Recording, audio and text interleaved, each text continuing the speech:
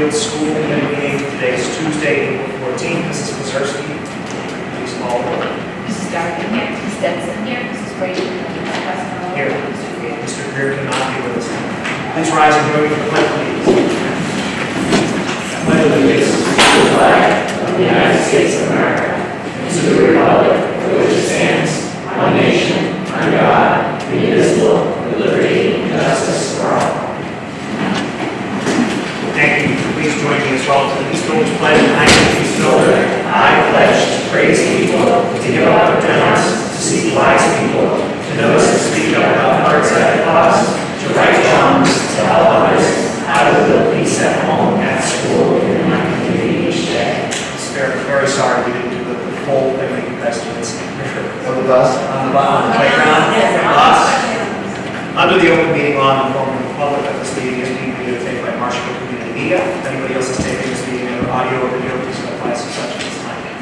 Thank you. Before we begin, I just wanted to make a quick note, and I know when we do attendance, we usually go through, and if somebody can't make it, I make sure to note that they can't be here. But I just want to say, Mr. Greer very much regrets that he can't be here. He understands that this is an incredibly important meeting, and he had a prior obligation that he was trying very hard to move around and could not do. So he regrets not being here. He has reviewed all of the information that was provided to him in his packet. He has spoken with Dr. Sullivan multiple times. He's spoken with me. So Mr. Greer is certainly doing his due diligence when it comes to this issue. He wishes he could be here, but he absolutely could not be coming around. So I just want to make sure I clarify that for Mr. Greer, as he is obviously a valued member of our team. Today is our public hearing on school choice. Can I have a motion to open the public hearing on school choice? So moved from Ms. Stetson. Is there a second? Second from Ms. Brady. That's a roll call, Mrs. Mazursky. Mrs. Darkin, yes. Mrs. Stetson, yes. Mrs. Brady, Mrs. Costello. Yes. If anybody wishes to address the committee regarding school choice, please come forward to do so. Seeing none, do we have a motion to close the public hearing for school choice? So moved from Ms. Stetson. Is there a second? Second from Ms. Darkin. All those, we'll do that as a roll call as well. Mrs. Darkin, yes. Mrs. Stetson, yes. Mrs. Brady, Mrs. Costello. Yes, thank you very much. Okay, at our next meeting, because this is not an agenda item, that's my fault. At our next meeting, we will vote on whether or not Marshfield Public Schools will be public school choices. But so we will do that in 2 weeks. I'm going to skip the informational reports for today because we have so much information to discuss. We have one item on our agenda today, which is a budget workshop. We have FY27 district budget. As we know, the town is kind of in flux with the budget right now. As it stands, there is an over $7 million budget deficit at the town. The town, as it stands now, expects the schools to cover over $4 million worth of that deficit, and we will be speaking about that by Dr. Sullivan. There is an option B budget that has factors into account an override of $4 million at the town, and there is a lot of chatter about an option C budget that would cover the entire delta for the to be in excess of $7 million as an override. We don't know if those options will be available to the town at this point. I want to say one quick thing before we get started. Actually, I'm sorry, I'm going to say 2 quick things. First of all, nobody at this table ran for school committee to make the cuts. Nobody. This is without a doubt, in my 11 years on the school committee, the worst item I've ever had to see on an agenda.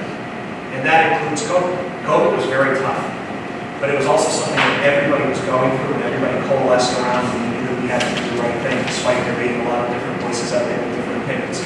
We listened to those opinions then, we'll continue to listen to those opinions now, and then use our judgment to do what is best for kids. But I want to make sure that I say, right up front, none of us are happy about this. This is an awful conversation to have. And there are people who can do something about it, and I hope that they will do the right thing and do something about it. The other thing I want to say is this, is that, as I mentioned before, people around town are going to have opinions on the things that happen when it comes to their tax dollars and town government. Public schools here are just under 50% of the budget of the town of Marshfield. It makes sense that people will have opinions on what should be done. There are a lot of folks who share in our belief that we must invest in public education.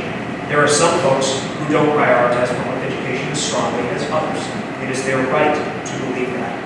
But what offends me as a member of this committee and as a member of this community, a lifelong member of this community and a graduate of these public schools, what offends me is when we are accused of using scare tactics to try and get our way. That is absolutely the furthest thing from the truth. Every single thing you will see on this screen today is a consequence of poor decisions at the town level and poor decisions regarding the budget of the entire town. They are not a consequence of poor management of the schools. Every single year, Marshfield Public Schools is granted a line item budget from the town of Marshfield at town meeting. It's approved by the people of Marshfield in the most pure and open form of government in the entire United States of America at town meeting. And every single year, we stay within that budget. As we have said, that budget proportionally is lower than in many other towns and cities in the Commonwealth of Massachusetts. That is a fact. The schools are not to blame here for what's happening in the town. It's an incredibly unfortunate situation. These cuts are real. These consequences of poor decisions are real. This is not a scare tactic. This is not a campaign of misinformation. These are real-life impacts on children. I hope this town will continue to step up and support public education. We have received a lot of fantastic support over the last few weeks from parents and from people who don't have children in the school district. I don't have children in this school district, but I hope to someday. And I hope my kids will be going to a school district in a town that supports public education, as this town has done for many years, as this town did when I was a student in Marshfield Public Schools. So, I just wanted to make sure that I said all of that, especially the piece about scare tactics, because there's been a lot of comments going around, and that's a very heavy accusation to make, about a group of people who don't get paid for this job, about a group of people who don't gain any power or any influence in doing this job. That's not what we're here for. We're here because we care about kids. You're here because you care about kids. This is a phenomenal team in this room. This is a phenomenal team of educators across the district. We owe them our hard work, and we owe them our thanks. So I just want to make sure that I said that. I'll turn it on over to you now, Dr. Sullivan. Did you want to mention about the wall of honor? Yeah. Tomorrow is the Wall of Honor ceremony. Yeah. Fairview, we're very much looking forward to that. Every single year, the Wall of Honor Committee selects retired educators and members of the community who have devoted a lot of time and efforts to Marshfield Public Schools and have gone above and beyond. Tomorrow, we are recognizing 5, or technically 6, but 2 are going in as a married couple. Inductees into our Wall of Honor, our Hall of Fame. We'll be inducting Bill and Nancy Bowers. We'll be inducting Linda Verstack. We will be inducting Jane Landry. We'll be inducting Maria Richard. And we will be inducting Ron Richard. Now, Bill and Nancy Bowers are going in as a married couple.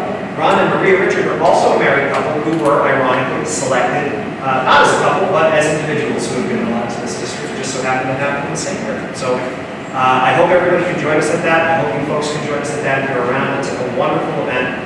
It's really what Marshfield is all about, thanking people who are above and beyond public education. So we'll be at the Fairview tomorrow night at 6 o'clock. Hope to see you there.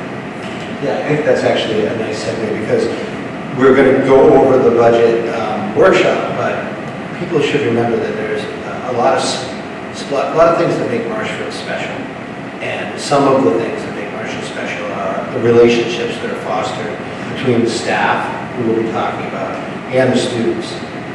That Wall of Honor ceremony is indicative of how important our staff is and how much of an impact they make on our students every day. So it's actually really apropos that you mentioned that before we start getting into that. And I do want to start with a thank you to the school committee for your efforts and for your really strong advocacy for the schools and for asking tough questions. This budget workshop comes out of tough questions. It comes out of when we presented our list. At our last school committee meeting, you asked for more information. You asked for a rationale as to why these cuts were collaboratively developed, why we chose that particular cut. None of these are good ideas. They all involve people in some way, and I want to make sure that everybody remembers that, and we're sensitive to that. But you did ask for the impact as well. And today, what the workshop is about getting your input regarding how we might tier these and how that may turn into unfortunate cuts that we have to make. You'll see there's over $6 million worth of cuts here in the three-tier method. The first tier brings us to about, you'll see this in the presentation, about 2.4 million. The second and third tier would bring us to in the 6 million range. The 2.4 million really kind of intersects with that $4 million override possibility.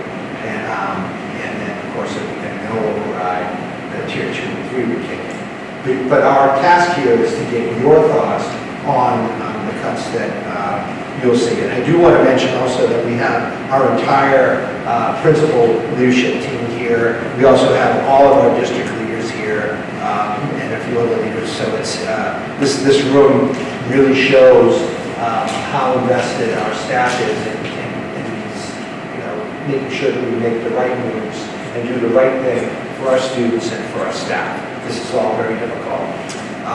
With that, I just want to start off by saying you can stop me at any time. I know you've had this information in your packet. You've been able to review the full presentation, but feel free to stop at any point to ask questions. We will have a mic if we need to get information from some of the principals, some of the district leaders, and of course we have Dr. Martin, Ms. Galaro, and Mr. Miller here to help as well. So for the committee, right, if you have questions, I'll be watching the presentation, but I'll also be watching you. So if you have a question, you want to just raise your hand, we'll continue to follow Robert's Rules of Order, and I'll call on you and make sure that everybody gets the answers they're looking for. Sounds great. Okay. All right. So I wanted to start the presentation by just reiterating our core values. And I'll just put them up here. I'll read them all, and you can see them on the screen. This is what we're about. And really, all of these amount to teaching the whole child. One of the things that's very special about Marshfield is our attention to the whole child. Our attention to not just developing the child academically, but letting that child find their strengths and their weaknesses so that they can better themselves in a variety of ways. We pride ourselves in our music, our arts, our tech ed programs at the high school, our sports, our health and fitness. It's a great, well-rounded experience for our students. And I just want to say, I think that's something that's really key to the fabric and is present in our core values. And one of actually Mr. Greer had asked about sort of some boundaries around what we need to make sure we do. And so this slide is specifically to address that. And it talks about our time on learning. And as you can see at the bottom, that every school committee shall operate the schools within its district at least 180 school days in a year. And you can see some of the requirements around breakfast and lunch. Then here you have some structured time on learning. Elementary students must receive a minimum of 900 hours per school year. And then secondary school students must receive a minimum of 90 hours per school year. This comes into play if we start making cuts that result in study halls, for instance, that are not viewed as time on learning. So we have to be careful that the cuts we make don't fleece our children's learning to the point where we're missing these time on learning hours. I just want to make sure that really is the, and if you click on, this will eventually be published, so go and click on these links, but these links go to the DESE website to go a little deeper into the requirements around hours. Can I, before you begin, just very quickly say something about that? I think it's important for those who are watching at home. Obviously, there's going to be a lot of interest in this discussion. I think we should be able to get this up on the website ASAP, this presentation. And I also want folks to know Mr. Miller and I had a conversation last week, and I appreciate you doing it so quickly, about making sure the FY27 draft line item budget for the school district is available on our website. I've seen a lot of comments online, or heard a lot of comments from folks out and about that the schools need to make the line item budget available. First of all, it's a public document. Anybody can ask for it. You have to receive it. That's the law. And second, it's right there on our website. You can pull it up anytime, and you can ask any one of us us questions about it, and Mr. Gillard, always answer questions about it anyway. It is, and we're really trying to make an effort to be as transparent as possible. We have a few documents out there that we can keep adding to. This will go in there, this presentation, but we are really looking to make sure that the public gets their questions answered, so we can move forward transparently, move forward together. Dr. Sullivan, I'm so sorry I had to stop you again. This is my mistake. I skipped over public comment. And I don't want to do that. I want to make sure that if there's anybody here who's a member of the public who wishes to address the committee, has the opportunity to step forward and do so. So I'm not going to open public comment before we continue forward. If anybody wishes to address the committee, now is your opportunity to do so. Okay. Public comment is now closed. Okay, all right. So, thank you. I appreciate that. No worries. So again, I mentioned this, but essentially what you're going to see here is the first set of cuts, which go to about 2.4 million. The second set of cuts that are another 1.2 million, and finally, what we believe will be our third tier of cuts at this stage, which move to about 2.43 million. And as Chairman Costello mentioned, you can see our Budget A, Budget B, and Budget C, which are in the town warrant and will be discussed and voted on at the June 15th meeting. And you can see how they may line up. Again, that 2.4 million essentially brings us down to the Budget B number, which is an important thing to keep in mind. And also to keep in mind that if it is Budget A that is decided on by the town, then we will be going all the way into tier number 3. Yes. What I'm going to ask is Assistant Superintendent Miller, as we go through each item, he can tell us, it's on the list in front of you, it's not on the slides, but he can tell us exactly what we estimate that money to be in that particular cut. So, tier 1 cuts. And what we did is we just broke the tier 1 cuts down by level, and we did exactly what we were asked to do by the committee, hopefully. We provided you with a cut, we provided you with a rationale, we provided you with the impact. I'm not going to read everything on the slides, but I will highlight certain things. This is a health teacher, not an ideal thing. We're trying to prioritize core academic instruction, but I say that right after I just said how important teaching the whole child is. And the impact is pretty significant. But we have to start someplace. You can see the decrease in focus time for student learning about wellness and well-being, and a negative impact on student understanding about growth and health and development. And it does result, in bumping one teacher. One of the things that I'm doing internally is I've met with every staff now, at least once, and I've gone back to a couple of schools, and I'll continue to do that with office hours. Where I'm answering questions about the pink slip process and everything that comes with that and the timing around it. So if the committee desires any information about that, I can tell you where we are with that at some point. Start. Yes, go ahead. I just was curious, Microphone, please. is the health teacher for elementary, is that one health teacher for all 5 elementaries? They travel? Okay. Yes. This is something that in 2019, the school committee voted to put into the budget. It was a very intentional conversation about the importance of the For sure. Go ahead, Ms. Wright. Yes. Oh, I apologize. I see, I see over there. We added this, as Sean just said a couple of years ago. Would you mind just coming up and just talking to us, like, briefly about the impact this has had and why it was so important and why you came to us from the beginning to ask us to do this? Yeah, it's easy enough to talk about. I think having the elementary health teacher teach health now in grades 1 through 5, and we've been really intentional, and that's providing the foundation for our students on the skills they can move forward. So it's everything from the social emotional skills to physical skills to using skills to safety.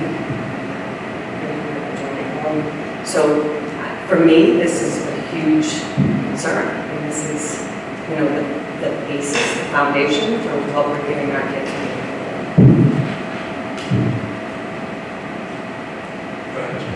And when we originally did this, can you just talk about a little bit of the reason why it was so important, maybe some of the things that you were seeing or hearing from district leadership as to why you felt this was so important for us to implement?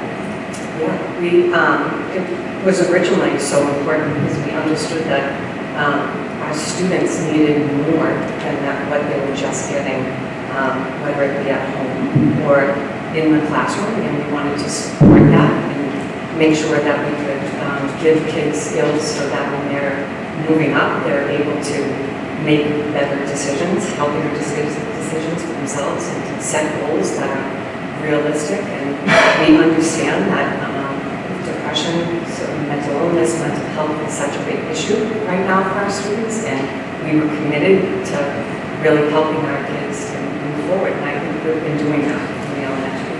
And this provides our kids with that basis, that strong foundation that they need. Any other questions? Can I just add one more thing? Please. I think part of it too was in response to the YRBS data and seeing what was coming out of the middle school. We wanted to get a head start at the elementary level. And I'm sure especially during COVID, that's an important part of that. Thank you. I should mention that we're going through the tier 1 by level. It's not necessarily without level. So Can you say that again? we're going through the tier 1 cuts by level, by elementary, Yes. middle, high school, but it's not necessarily delineated like the first cut. No, I understand. Yes. This committee will end up having to hear all of it and take in all of this information and determine which cuts to include and which cuts not to include. We have 2.02 digital learning specialists that service in all of our elementary schools.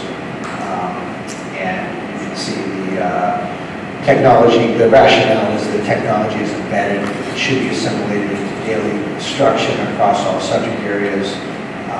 These two individuals are excellent. They do a fabulous job integrating technology and helping to teach the digital learning skills.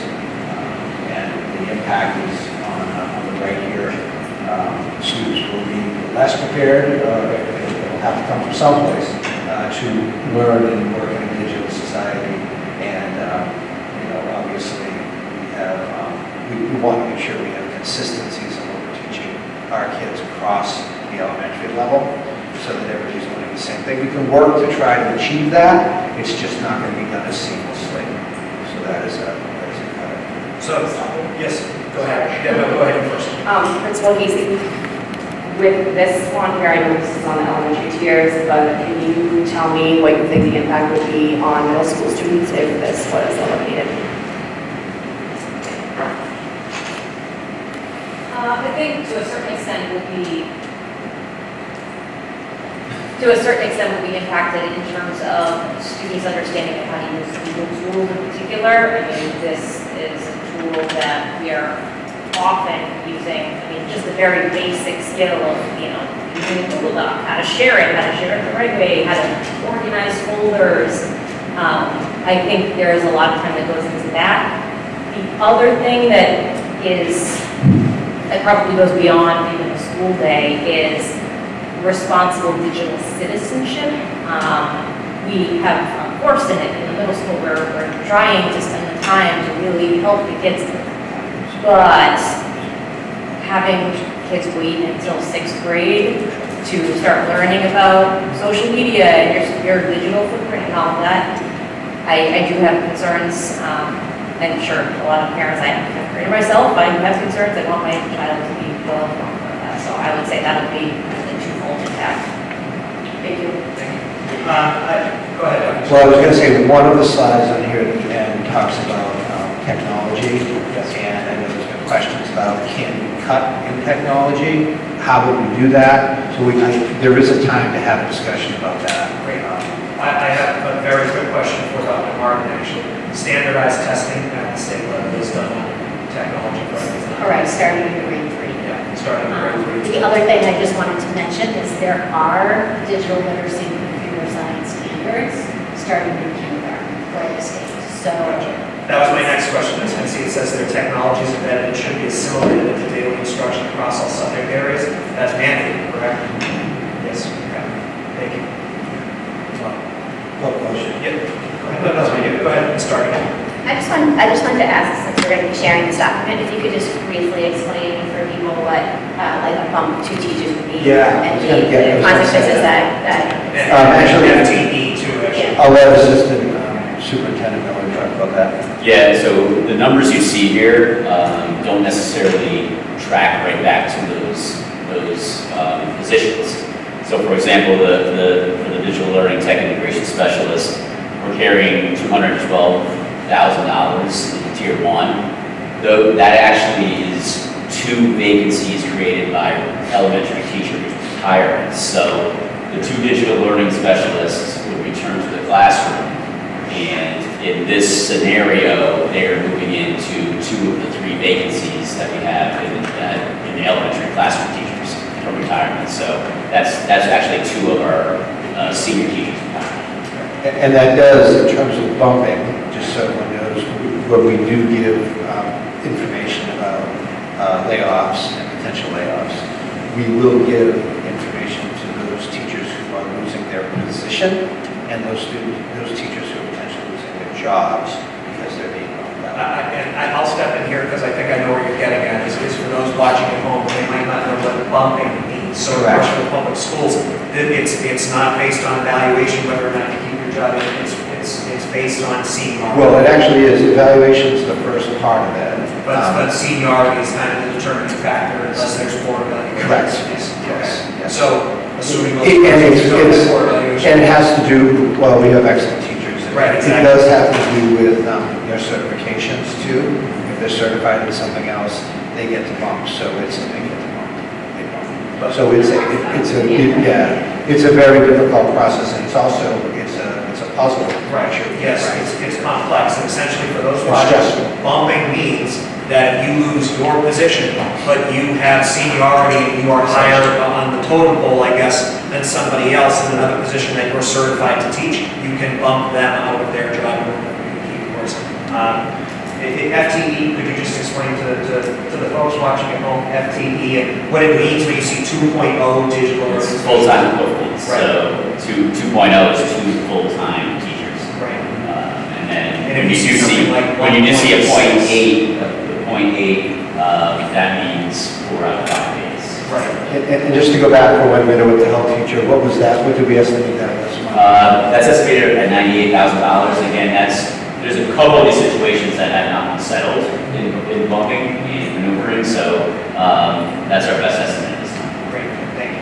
That was a very good clarifying question, just in case there's any confusion for those who are tuning in to kind of get the big picture. One very successful model that we put in place over the last, 7 years or so, has been our math coaches.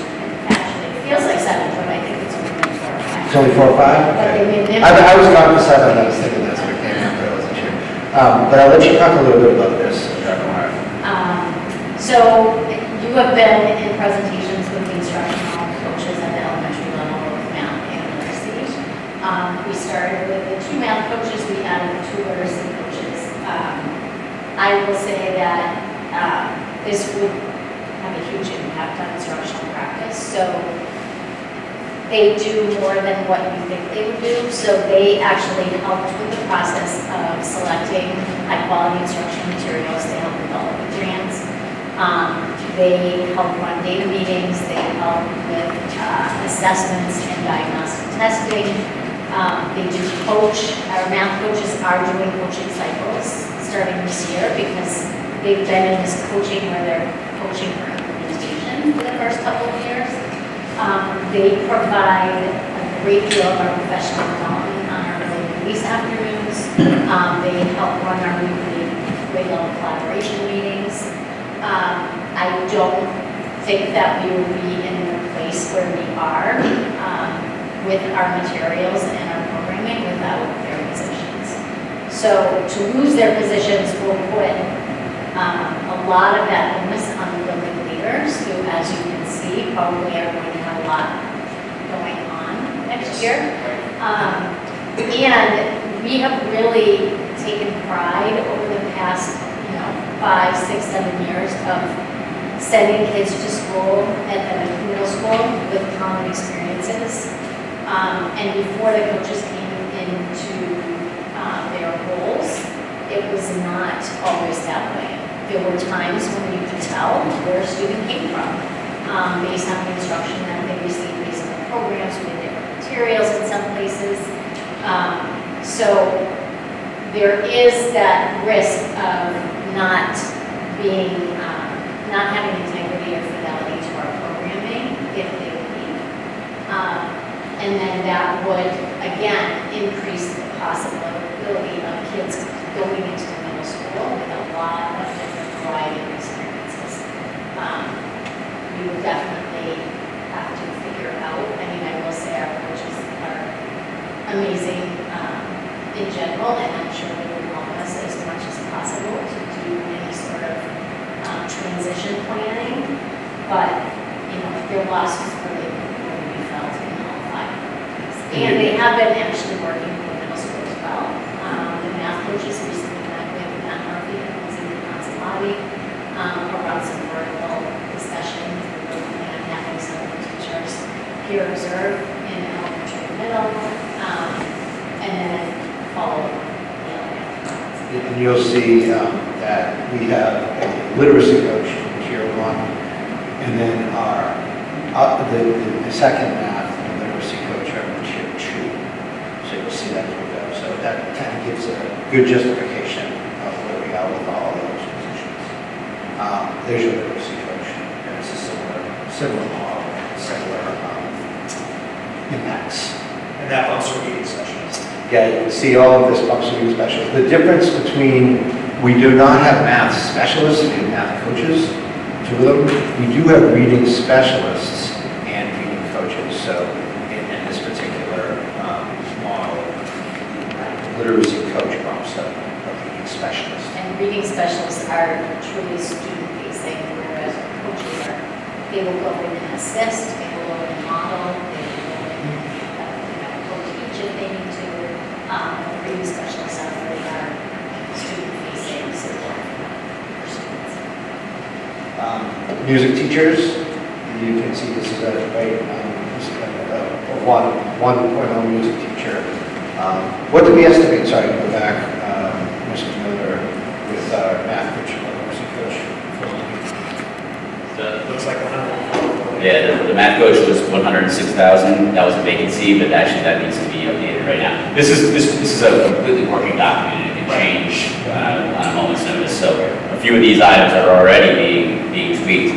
And then the literacy coach goes 85,535. Music teachers, this is one music teacher. You can see the rationale is that all students do not necessarily participate in music programs. As I had said about health, we do strive to teach the whole child who writes this, but the rationale is that, of course, can be amended for the 5th grade music curriculum, and that students will experience music anyway through general music classes with this particular cut. And you can see the impact on the right here, the opportunity is reduced, and we do have the potential to shift this for a pay-for-service model, which is not ideal. It's not what we've done here in Marshfield, but that does have a possibility of coming to fruition. So can I ask a question on that? If it is shifted to a pay-for-service model, and if we reduce lunch, students may be able to participate in that. I would imagine so. That would be, yeah. The last thing I want is to reduce opportunities. That would come to the committee as a decision to set a fee. I'm intensely uncomfortable with any conversation that involves about music. Music is far too important. I don't know if any of the elementary principal wants to speak to the importance of the music programs in their schools, and that would be the time to do so. But Ms. McGinn, the principal, I'm looking at you. I know you had a great school committee meeting. I wish I would- Recently, highlighted the music program. Absolutely. We are working with Mr. Kaminsky to see what we can do creatively, Yeah. but we did want to put it forward, so since we have. So just this last month, we did the Spotlight on Excellence at Daniel Webster School, where we highlighted the music program in our building, and just the community and sense of belonging that music brings to all of our students all the time, just builds that, community within our school. This will have a drastic impact on all of our students, especially our students in 4th and 5th grade, where there would be less opportunities for them to play instruments and test out their musical abilities, and it would put a damper on students going into middle and high school as, growing in their music abilities. So it would definitely be a very large impact on elementary schools. Well, I think you just kind of hit the nail on the head with all of that, but especially at the beginning where it builds such a great culture in every single building. It goes far beyond just educating children in music. It builds a community in your school. It builds strong social emotional skills for children. It just has so many benefits. And I don't want Marshfield to fall into the, I guess not a cliche, but for lack of a better word, the cliche of the district that gets into some budget trouble and the first thing we do is cut arts. That's not never been what Marshfield's about, and I don't want to see us do that now. You'll see further music events. Well, I think that what was just stated stands for that. Yes, absolutely. I figured as Yep. long as we're starting now. Yes, Ms. Stetson. Can you just clarify how many elementary music teachers exist right now How many music teachers we have? for elementary level? So like when we were talking about health, there's one elementary health teacher, and we'd be eliminating 100% of elementary staff. I'm just curious how many music teachers there are. So at the, At The that elementary- level. Yeah, I don't want to speak. At elementary yeah, level. I'm I was pulling. thinking 4. Is there more? It's four. It's 4 Yeah. plus string teacher and a band teacher, so Got it. 6 total. Six Okay. total, but yes. Six. One is full-time, one's right, but roughly 6. 6, okay, Got it. thank you so much. 6 human beings that don't equal 6 FTE, correct? Yes. Okay. Correct. So this one. 5.8. So 1.8, 1.0. And we will have music in some form, depending on what level of cut we are, but it's that specialized Yeah. attention for those students who are playing specific instruments that's going to be. That's I done think it's incredible. helpful to know, like, have like one of, is this one, or is it 2 people made up one FTE? So if you look on your list, we actually have 1.2 there. And we have one on music, one music teacher here. The point 2, from what I understand, and one of the elementary principals could probably address this better than I, but that point 2 would be the chorus piece, where we could reduce an FTE of one of those 6 teachers by an additional point 2. So that's a little part of that equation, and then the second step on that would be the 4th grade band and strings for that full team. And this is how much of a cut? 80,700. And that's just the 1.0. And again, that's a bump as well. This is .8 library ESPs. These are our librarians at the elementary are ESPs. So this is cutting .8 position. You can see the rationale is to reduce the hours, to keep positions at each school, decreasing enrollment, fewer classes needed. Library is one of those classes that works in a specialist rotation to fill in when teachers have their preps, and it is an important element. But this rationale reduces the number of ESPs in order to do that, but it tightens things up a bit. It's essentially reducing the hours.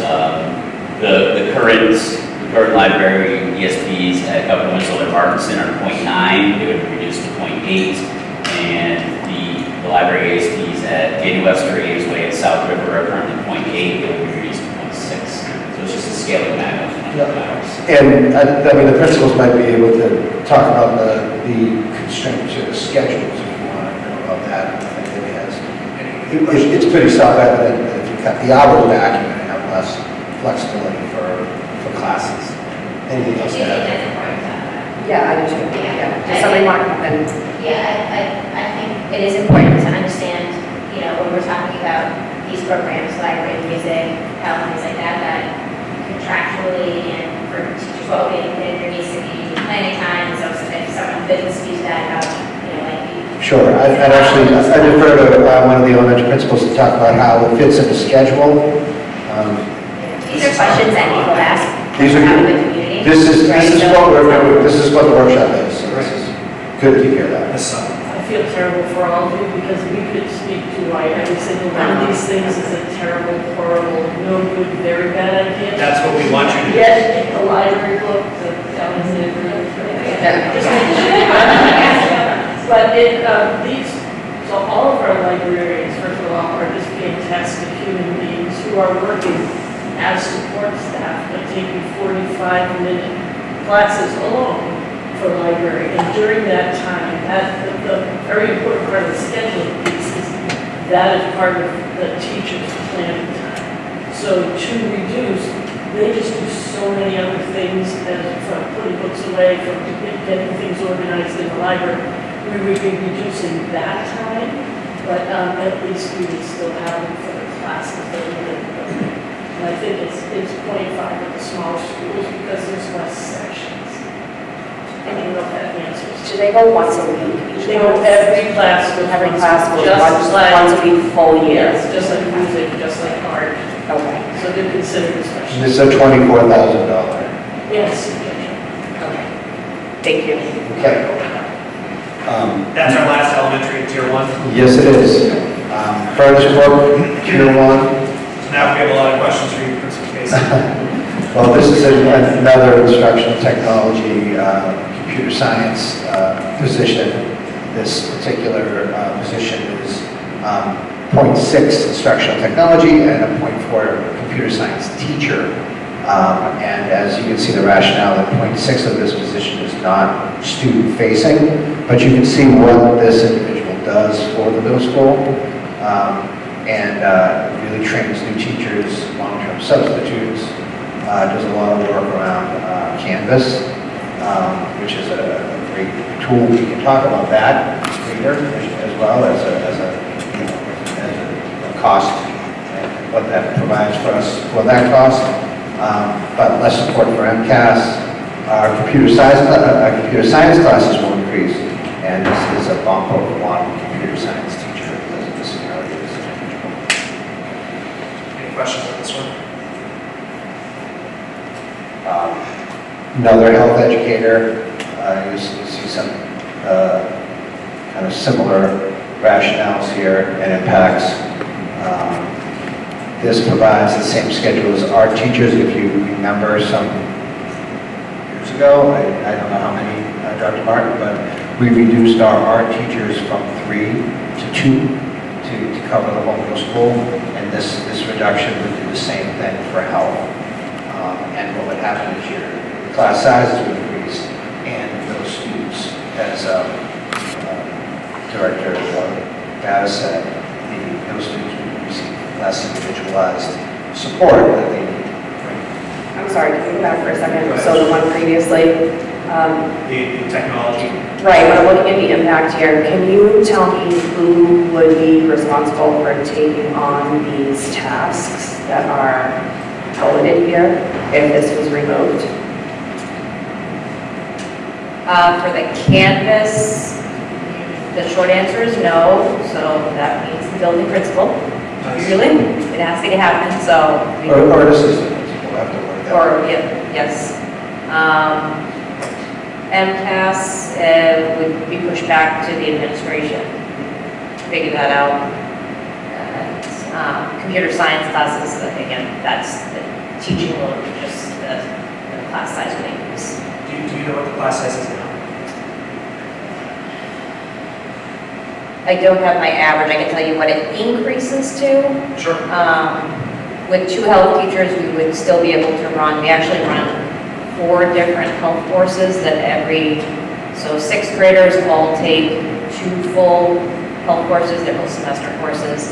7th grade takes 1 semester course, 8th grade takes 1 semester course. We'd still be able to offer all of those with the average class size of 25.8. Did you want to know about Yeah, the instructional type of computer science.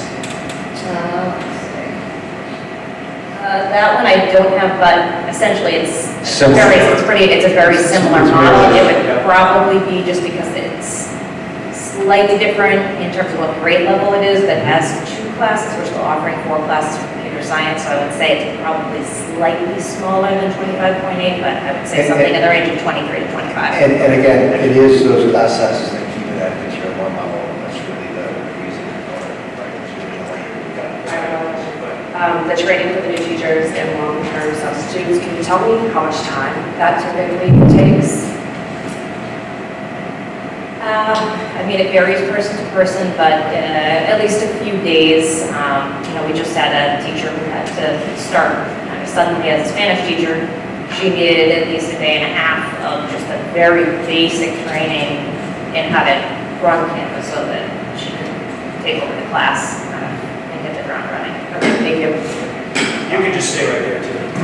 And perhaps it's a good thing, we're just as a time check, we're taking some more time on the tier 1s. Yes. Because you're going to see some overlap in positioning, so some of the rationales are going to be similar, and some of the impacts that we've already mentioned are going to be similar here, so. And I know you just mentioned the health educator. Yeah. I mean, can you, Assistant Superintendent, can you tell us how much, say, the health educator is and then the others? Yeah, we're actually we're not carrying any money there at the moment because there's there's a lot of transferring and potential bumping there that shows up in other positions here, primarily high school B health. So right now there isn't a dollar amount there. And then the But instructional. it is lost. And the instructional tech. Instructional, that is 104. Okay. Next was a big one for you. Yeah, this is a reduction of one assistant principal. So some years ago, a third assistant was brought on, and I have to, when I have her here, compliment Principal Casey for the work she's done to really work with her staff to keep that building moving in the right direction. This position is a valuable part of that, but with the declining student enrollment, although we want to give Principal Casey all the tools we can to make that school the best it can be, I can say that as a former principal there. It's simply a numbers game for the rationale. You can see the impact and the goals that not only that assistant principal does, but what the impact would be on Principal Casey. And I can also speak to that as former principal there in terms of her role shifting from oversight to actually being actionable in the cluster. This is a much different model. So I'd like to ask a question about the evaluation piece that comes along with that. I know, there's certainly a lot of talk amongst us, amongst folks in town about declining enrollment. But the declining enrollment being the rationale here is one side of the coin. There's still a lot of staff that need to be evaluated. The assistant principals do that evaluation. Can we talk a little bit about how that would impact, this cut would impact the evaluation process? Yes. So right now at Furnace-Brook Middle School, we have actually 5 evaluators. We have 3 assistant principals. We have the special education department head who does evaluate the special ed department, and then me, and we're all evaluators. So we actually essentially divide it evenly. So we all have between 18 and 19 people on our evaluation caseload. So next year, it would be dropping, and it would be about 24 staff members for each of us. Go ahead, Tori. I have a couple questions about how that compares to other schools of this size with that many employees, how many students. Like, can you point to another school that has that many students and that many assistant principals? Is that a model that's... So you're asking, are there other middle or high schools that have a similar number of students with the same number of administrators? I would say yes.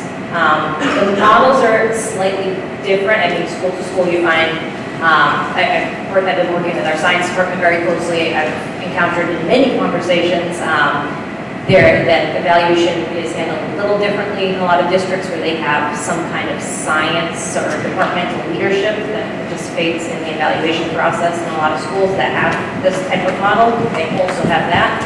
We don't have that. We don't So have. comparatively, I don't know of any other schools that that don't have any content area evaluation should be this number. But- Some districts have content level evaluation from K through 12 too.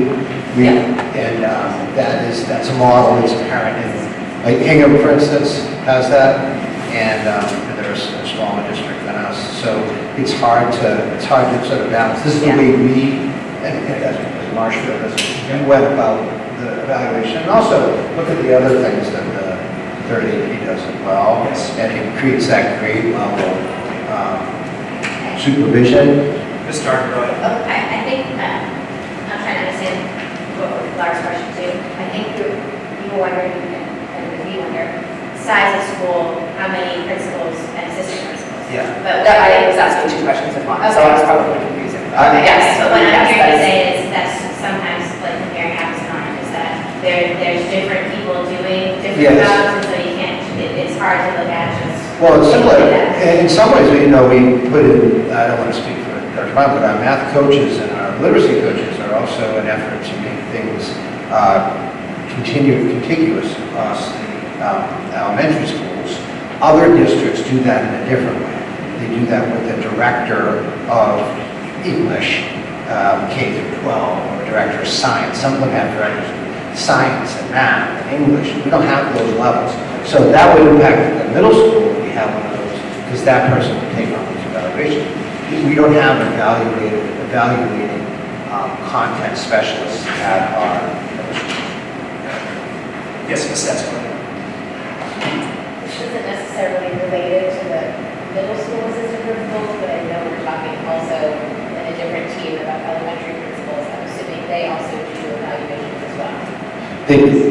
So you said, Ms. Casey, at the middle school, you each had 18 to 19, and this would bump it to around 24 for each of you. At the elementary schools, how many people are you evaluating?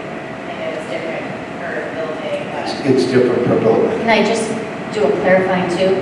We're talking only teacher evaluations, but they also do ESPs, tutors, front office, custodians, all of it. So that also depends on. Yeah, I just wanted to. Yes. So Ms. Stetson's question stands, yeah. Anybody So like, else? Mr. Dunn, not to put you on the spot, Go ahead. but I'm going to put you on the spot. Sorry. So at Martinson, how many evaluations are you responsible My for? principal and I split 50 teachers, so 25. So 25-ish? Okay. You said 25-ish. Ish. Yes. Thank you. Can I ask one more question? Go ahead. Smaller schools are closer to 20 according to Principal Martin. Thank you. And as far as student facing, can you talk a little bit more about the impact that this would have, and if you would have to change your model, obviously, if you did lose one, but can you talk a little bit more about how this would impact the students? So right now, we have grade level assigned assistant principals. So each assistant principal works with a specific grade level. For example, right now, the 6th grade assistant principal is working, the guidance counselor, she's visiting every single one of the elementary schools, coordinating transition meetings with all of the 5th grade teachers so that we can facilitate smooth transition. We wouldn't be able to have grade level assistant principals, and we have been in that model in previous years. Staff did express to me last year, my first year actually, they were still they reverted back in the previous year to a more mixed level model. And last year, I got a lot of feedback from staff that they felt that the grade level assistant principals worked much, much better in terms of support and in terms of structure. So we brought that back this year. So we wouldn't lose that model again. And I think as a principal, I'm out of the building more often. There are more meetings that I have to represent the building in different ways. It would just be one less person at lunch every day. It would be one less person in the hallways and the classrooms. So just less. I want to make a quick note before we move on to the next one too, is that over the years, this committee has made it clear to Dr. Sullivan, Mr. Grantino, before that one of the things, and this is not a criticism of anybody who is there now or came before you now, so certainly please don't take it that way. But we made it clear that we want communication at the middle school to just continue to improve. That's something that was very important to this body, and something important to you as former principal there. And this would significantly impact communication of families. I mean, there's only so much that a single human being can do throughout a day. And yes, our enrollment has slightly declined at the middle school, but that doesn't mean that there's not a whole lot of different things that come up throughout the day that parents need to be communicated with. So that's an important note as well. And this would bump an English teacher. What's the cost there? The 115, 103. Okay. Thank you. This is an MCAS tutor position that provides academic support, but I'm going to let Principal Casey clarify this a little bit because it provides more support than just for MCAS. So I think the title is really just an MCAS tutor because it's in areas that are assessed by the MCAS. So specifically, it was designed for English, math, and science. Obviously, social studies and the civics exam in middle school have now been added. But what we do with this position is identifying specific students based on MCAS data who, we target for intervention and support. The MCAS tutor has a very limited schedule, but she's coming in and she's working in one-on-one in some cases and in very small groups to target math, ELA, and science support for students. And the rationale, obviously, is we have to be creative using some of our other tutors. Title I funding is cutting, being reduced. So it makes it more challenging, but we would seek opportunities to still try to provide that service. So before you move on, sorry, just the big takeaway that I take from that is that the title may be just a little misleading, that this is not a tutor put in place to help kids pass MCAS. It's a tutor that is put in place because of how students may be performing on MCAS. Yes, last year's MCAS data. It's responsive to the data. I think that's just an important clarification. No, thank you. It's Probably bad. yeah, let's give it a new name. Change the slide. If we still have it next year. Thank you. I think that's it for the middle school in tier 1. It is. I have a spreadsheet so I can give you a like later, the instructional tech classes. Cool. Yes, that'd be helpful. Thank you. Principal said you might as well come join us in the hot seat. Can I just say, Please, go I just ahead. want to say one thing about the middle school, and prior to the conversation that I had this week with people is, one strength of the middle school is our cluster system, Yes. right? And so when I first looked at the information, I thought, oh, we're cutting a little less from the middle school, it seems like, than the high school or the elementary. And so when I learned more about that, it was primarily based on the cluster system and how valuable that has been, especially in a big district, to be able to have those smaller groupings for not only instruction, but just belonging to the school and so many other benefits. But that was helpful for me to understand, so I just want to share that one reason is because it is valuable communicating with the experts, right, that the cluster system is valuable. You'll see in other tiers that is, or the breaking of that at the 8th grade level is something that may happen within this, but it's a very fine line. If you go deeper in that, you break up the whole middle school model, which is really, it differs from the junior high in that the middle school is socially constructed. And in particular, Furnace Brook is constructed to break a bigger middle school into smaller groups that can give individualized attention to those students. So it's really cutting at the fabric of the middle school we established and have pride in to break up that model. So you're right on the money with that. This is at the high school. This is a large amount of teachers and staff, 4 English teachers. And this is because of what we've been doing is taking away the writing conference, which has been in existence since I started teaching as an English teacher in the 90s, and has provided supports individualized for so many students. Part of the rationale here is that we do have a flex block that's been put in that can, if teachers are available, provide that type of intervention. And we are looking at usage. The other thing is, it really comes down to class sizes, and the fact that our class sizes, if we eliminate the writing conference and take away actually 5 English teachers, you'll see one of the tiers, but here is 4.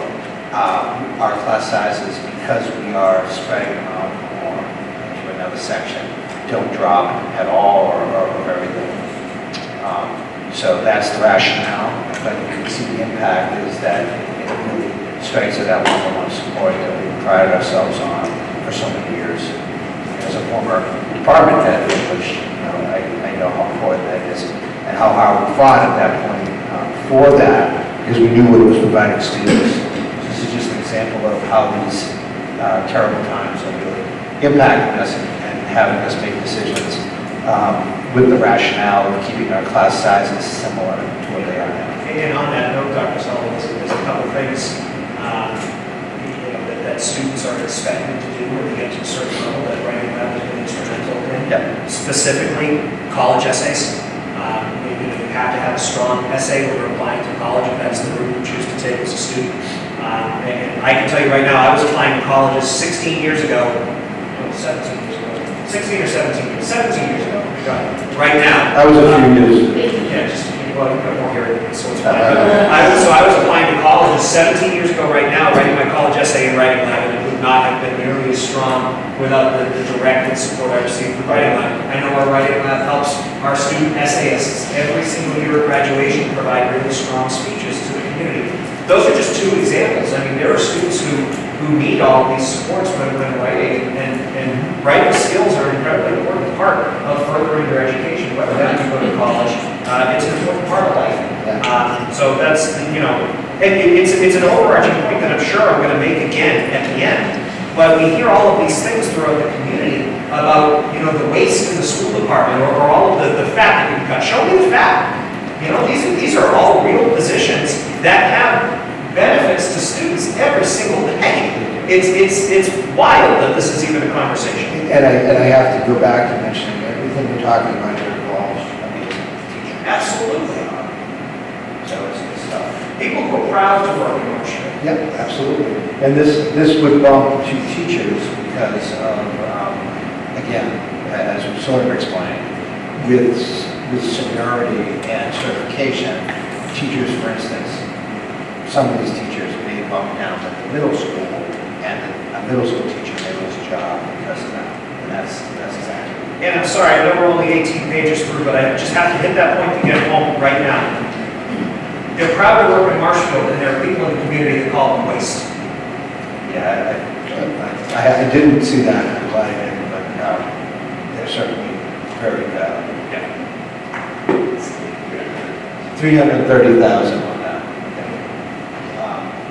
This is to special education teachers, and again, we have to match our special education staff to the needs of our students and their individual education programs. We're legally obligated to do that, and we obviously want to do that.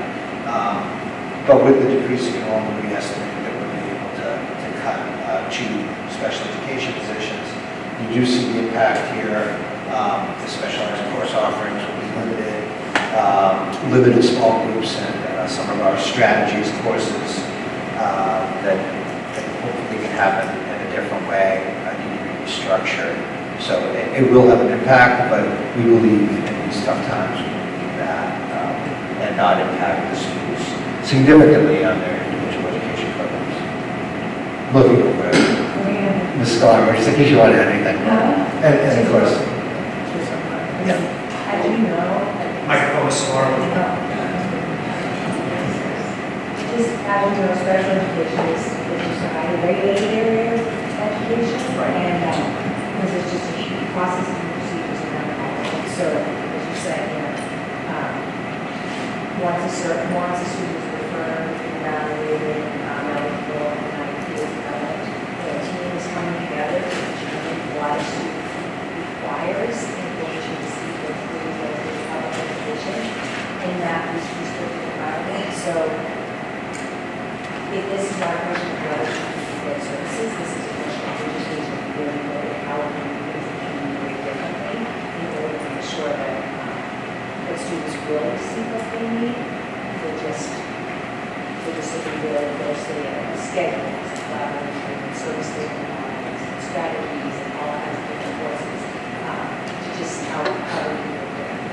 Another thing, overarching thing about special education is, we have a very inclusive model, which we should be extremely proud of, keeping students in the general ed classrooms as much as we can, and more so, I would say, than other places. I would say that's the law. The law is the least restrictive environment, right? So we are obligated to make sure that to the maximum extent possible, students are educated alongside their parents and theirs, which means we have to provide. We do, but I also think just to give credit where credit's due, I think we do very well here, and we should be very proud of that across the district.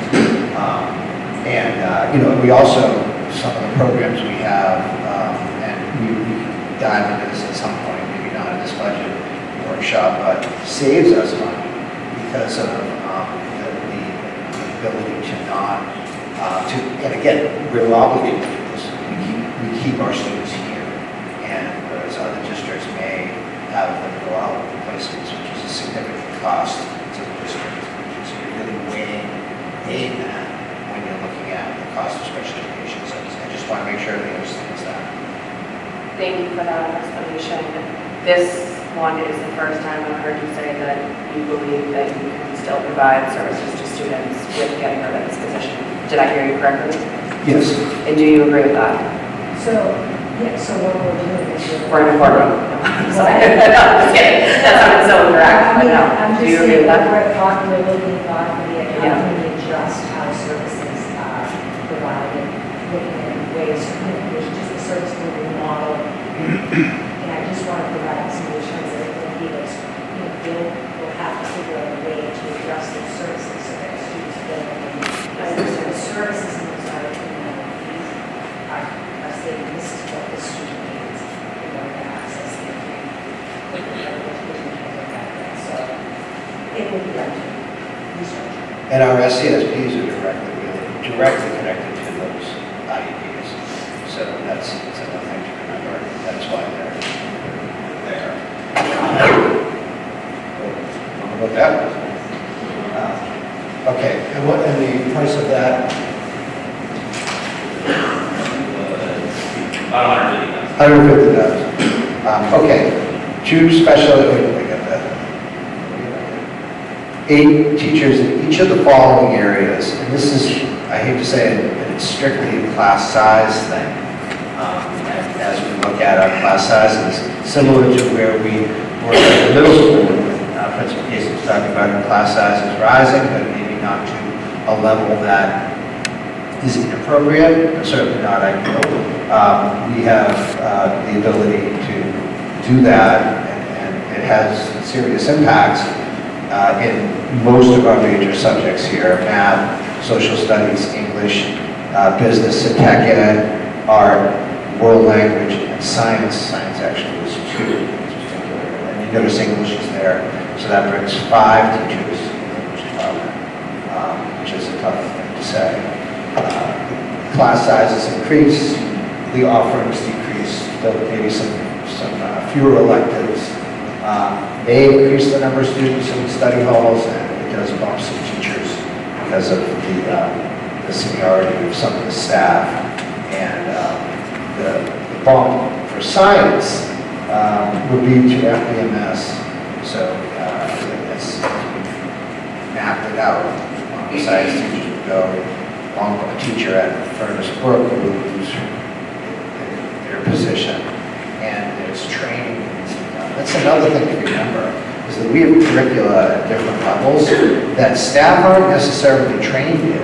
We've done a nice job of making it cohesive and connected, but there's a different science program, for instance, in the middle school than there is in the high school. And the training in all these subjects would have to be, that have that scenario would have to be considered as something that is an impact. We have great staff, they'll learn it, but it's an impact. Right. Again, how much time would that take? I mean, it doesn't even sound like it's possible. The open site and training was $750 and 2 days, 1 to 2 days of training for each unit. And there are 3 the first year and 3 the second. So you're talking multiple days and funding, we Right. originally had a grant, Yeah. we would not be able to fund that additional teacher. And then times too. I'm sure that it's scheduled only at a certain time, that might not even fit with our timeline. That doesn't even make sense. No, but I don't know why it's on here, it doesn't make sense. They miss classroom times, I They understand. missed classroom time. We'll have to figure out. So- We'll try. Can I ask a question on this to you, Principal Sedgwick? How many students right now are assigned to a study hall? Like, we like assigned to one study hall in one block. Yeah, You know, honestly, it varies. You know, when we're talking about may increase numbers of students assigned to study hall, I would anticipate with the business tech ed reduction, art reduction, and, you know, some of those elective areas and other core content areas, we worked really hard to limit the amount of study hall that students have because we have a long walk, 80 minutes is a long time. So we moved from students having, you know, a couple of study halls to limiting it to a maximum of one in the 8-day rotation. And this, we anticipate would increase study halls because of limited spaces for students to go for electives. We are paring that down. The other thing I want to know is for the world language, for example, with a reduction in world language, what it does do is it creates what we call overlays. So it's multiple levels in one class. So it could be multiple classes and levels. Multiple, I mean, we're talking 3 or 4 levels in one class. Not an optimal situation for our students. But it's challenging with some of the world language as well, for the smaller numbers that we do have in one language versus another. We're so proud to offer such a variety of opportunities within our language department and levels, but it does pose some challenges with that. can I ask you a follow-up question, just a general question? If you could talk a little bit about electives at the high school, some of the electives that are offered that are beneficial to kids, and the benefits just in general of having the offerings of electives that we've been able to offer over the last few years. I'm sorry, what was the last part of that? And just the benefit of having the electives that we've been able to offer over the last few years. Yeah, you know, when you're talking about business tech ed, our, you know, what you're talking about is giving a student, we talked when Dr. Sullivan opened up in the beginning, he was talking about teaching the whole student, and we know that our students are really exploring options while they're in high school, and we want to give them that broad-based exploration opportunity, which is why we're really trying to limit their time at study halls, because it's 990. However, we just want to make sure that students are exploring as many options as they can, because our goal is that they have as many doors open to them, or possibilities open to them when they leave the high school, and that's really how they explore it. And remember, some of the things that make Marshfield special is the small neighborhood elementary schools, the cluster model of the middle school, and a fantastic, comprehensive high school. A fantastic, comprehensive high school. Look at the offerings we provide and put them against anyone else around us. Unique opportunities, you're talking boat building, you're talking construction, you're talking, you know, opportunities for students to design T-shirts and logos, and, you know, it's, you know, marketing, you know, I know many of you were at the Tech and Art Fair last week. I mean, that was a real true demonstration of all the opportunities available to our students and really the work that they're able to produce and share with our community. I mean, looking forward to the boat launch this spring. Again, like, those kinds of programs don't exist, actually. I'm not sure where boat building exists anywhere. And they inspire kids to follow these sparks of light into their careers. I was not being facetious when I said this is strengthening the character and fabric of our schools.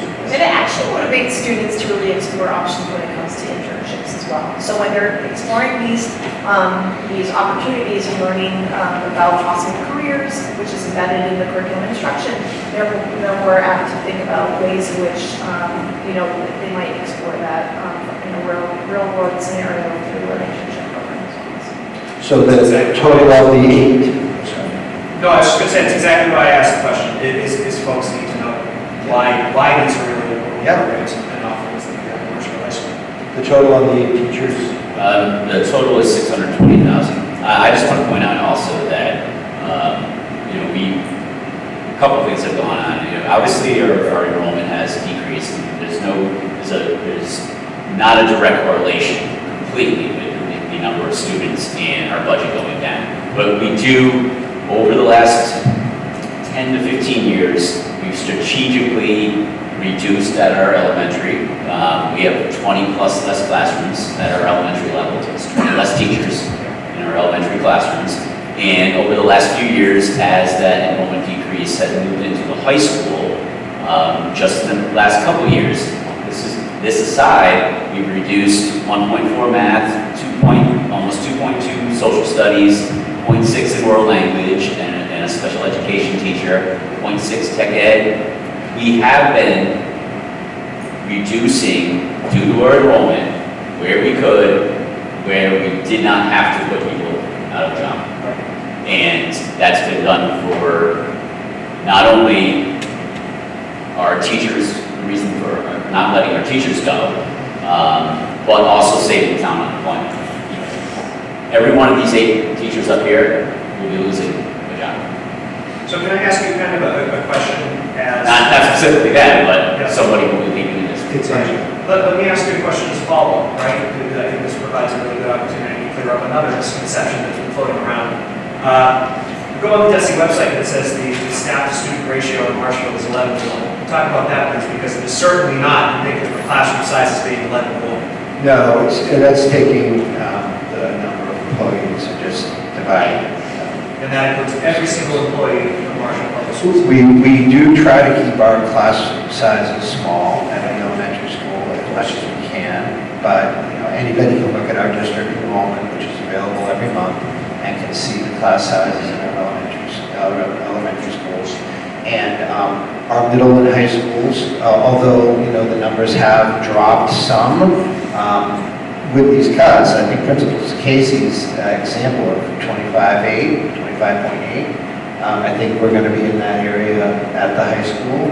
I mean, it starts to get to that point where it's, that may not seem like a big number for some folks, but we know the difference between teaching a class that's smaller than that and teaching a class that starts at that and may be larger than that. And I just want to add, you know, when it comes to scheduling, it's very matrixy at the high school. So if we have 100 students sign up for a particular course or level of course, it's not simply dividing it by 4 and it's 25, 25, 25, 25. You can't batch add those students that way because of the other things that they pick. It's so tailored and individualized to students.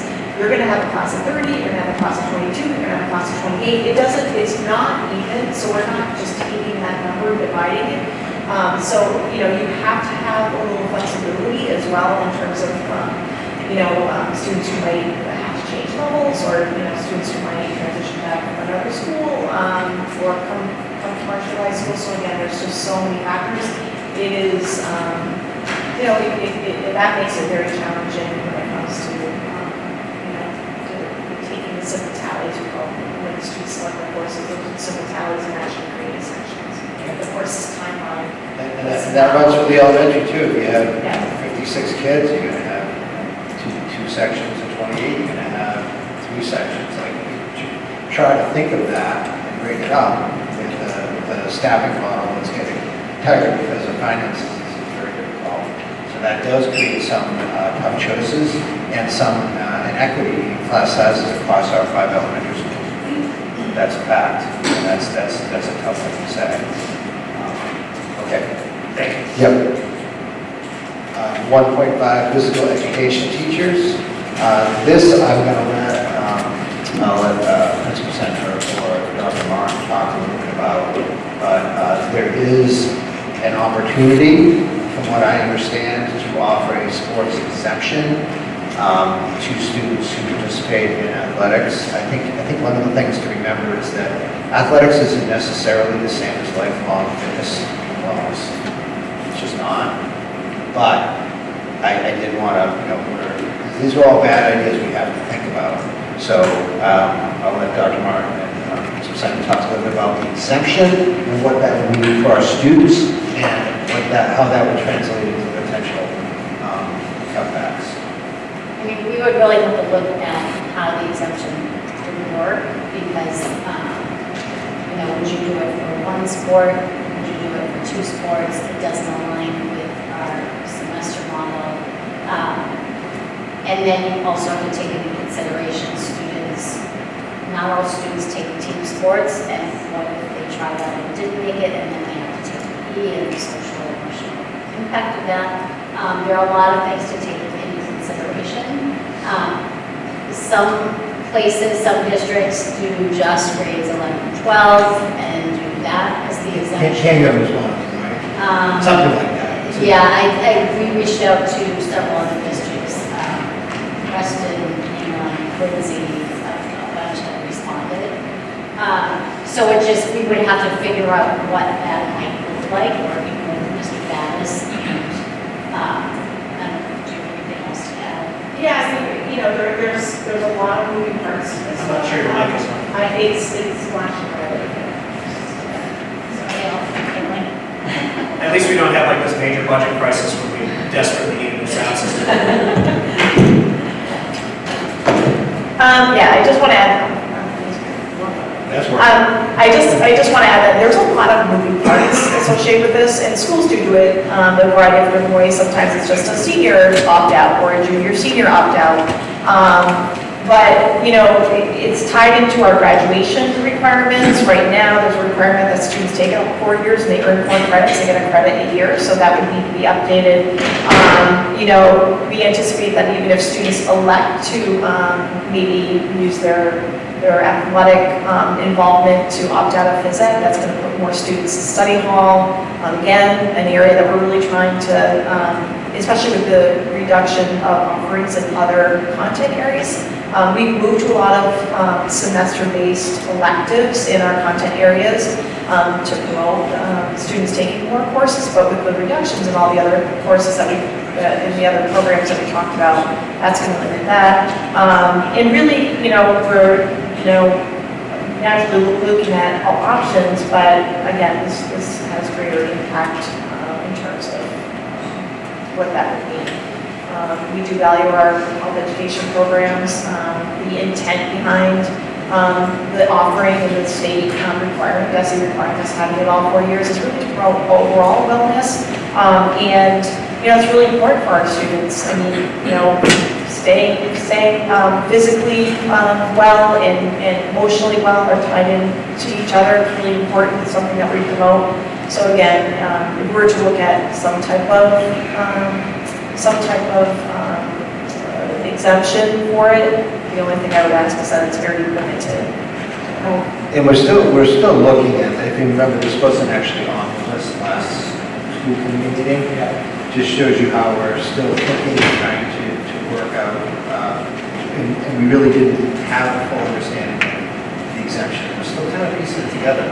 Yeah. And so on the list in front of you, that full 1.0 was actually done in tier 2, but we had wavered back and forth, so that's why it's being shown. Yes, it's being shown here, but again, this is a workshop, and I'm trying to figure out, and this is about 150,000.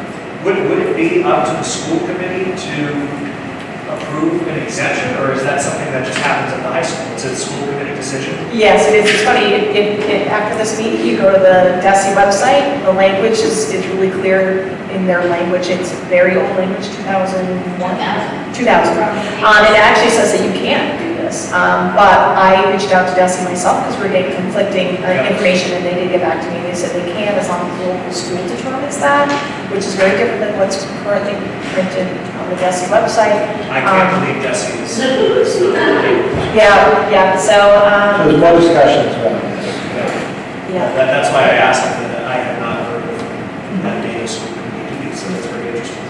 And most schools in our area, you know, that we, you know, that our neighboring schools don't allow this exemption. Yeah. Okay, so I just move on. This is a special education tutor, very similar to our rationale for the two special education teachers. We're getting into a realm of kind of what we've already talked about something. Yeah, I'm just telling you, I wanted to go through slowly through tier 1, and then we're going to move to tier 2. Okay. Stop anytime you want. Any questions on this one? This is a .4 math tutor, and with the flex block, we may be able to, with availability, provide some more interventions, correct? Yeah, it's similar. The math, right now we have a math lab that's covered by partial time by a math tutor, and the other time is covered by our math teachers, just as part of their duty. Similar to the writing lab, I mean, when it comes to flex block, we're really excited to have that. It's a great opportunity, but you can have another 10 other students in that flex block with you also vying for that help. Just like the writing lab provides that one-on-one. You can really, it varies, like usually it's 1 or 2 students and they're really getting some tailored support. So while flex block does provide those opportunities for support, there could be other students as well. So again, we're excited to have that flex block available to them, but this would cut down. And what's the reduction there? 14,000.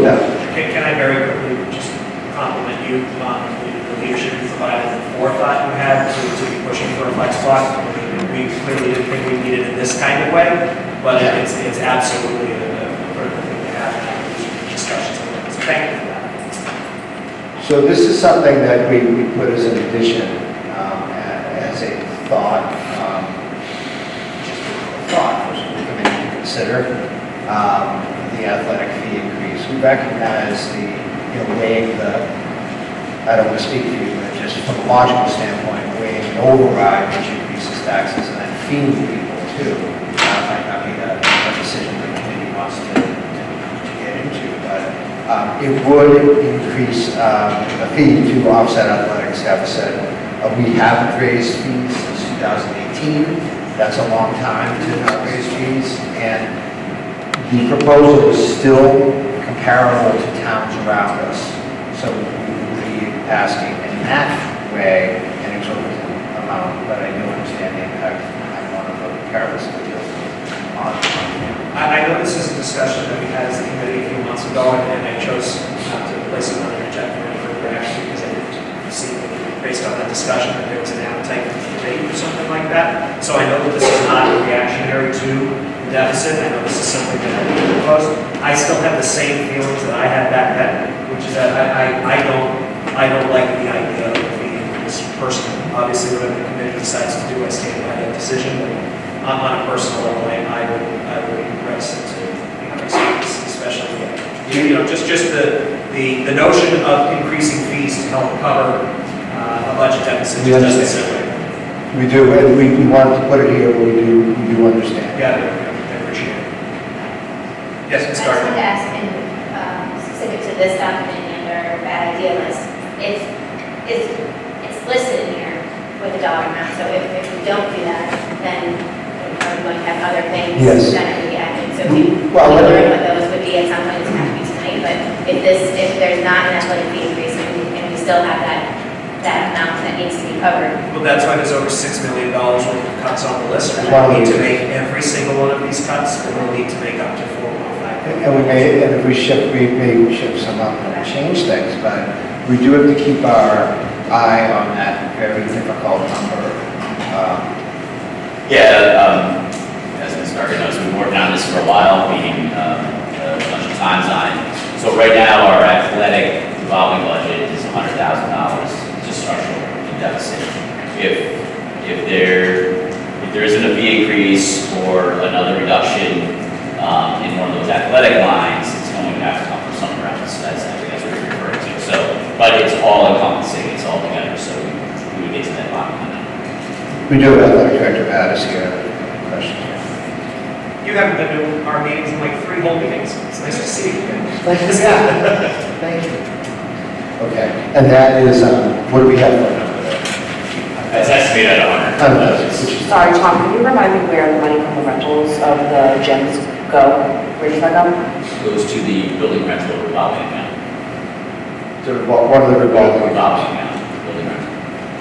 which can only be used Well, can you finish that sentence? Can only be used for athletics, correct? Oh, wait, no. You were talking about gym rentals. Yes, that's not athletics. No. If you go upkeep of the building, so if But there's a fee to rent the gym at Marshfield High School, that money can only go to upkeep at Marshfield High School. Correct. And, we've been doing a little bit of analysis on that, and we rent our gyms, we rent our auditoriums on occasion. That money has been significantly less over the last few years. We used to pay a significant amount of our snow removal, which is overtime for custodians, on many occasions, not particularly always overtime. But we don't have custodial overtime in the budget at the moment. Yep. We may have to talk about that as well, but we would pay all of the money we made on renting our buildings. We would then utilize that to pay our snow removal. Gotcha. And we haven't been able to keep up with the amount of snow removal versus what we've been generating there. So we're looking, that's a place we're going to look at. Okay. Yeah, I'm just changing it up a little bit, I think, for time's sake, but we have, this is an administrative assistant at the high school, and it's a retirement, and it's an opportunity for some reorganization. It does have impact, but we have to determine what that impact is based on potential distribution of responsibilities in different ways. What was that for money? 67. This is a. Hey, that's what's that. Sorry. I was just saying. Yeah, this is pre-K. We do have,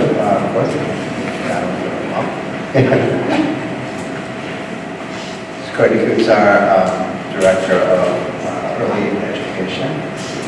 And this is a .5 outreach coordinator.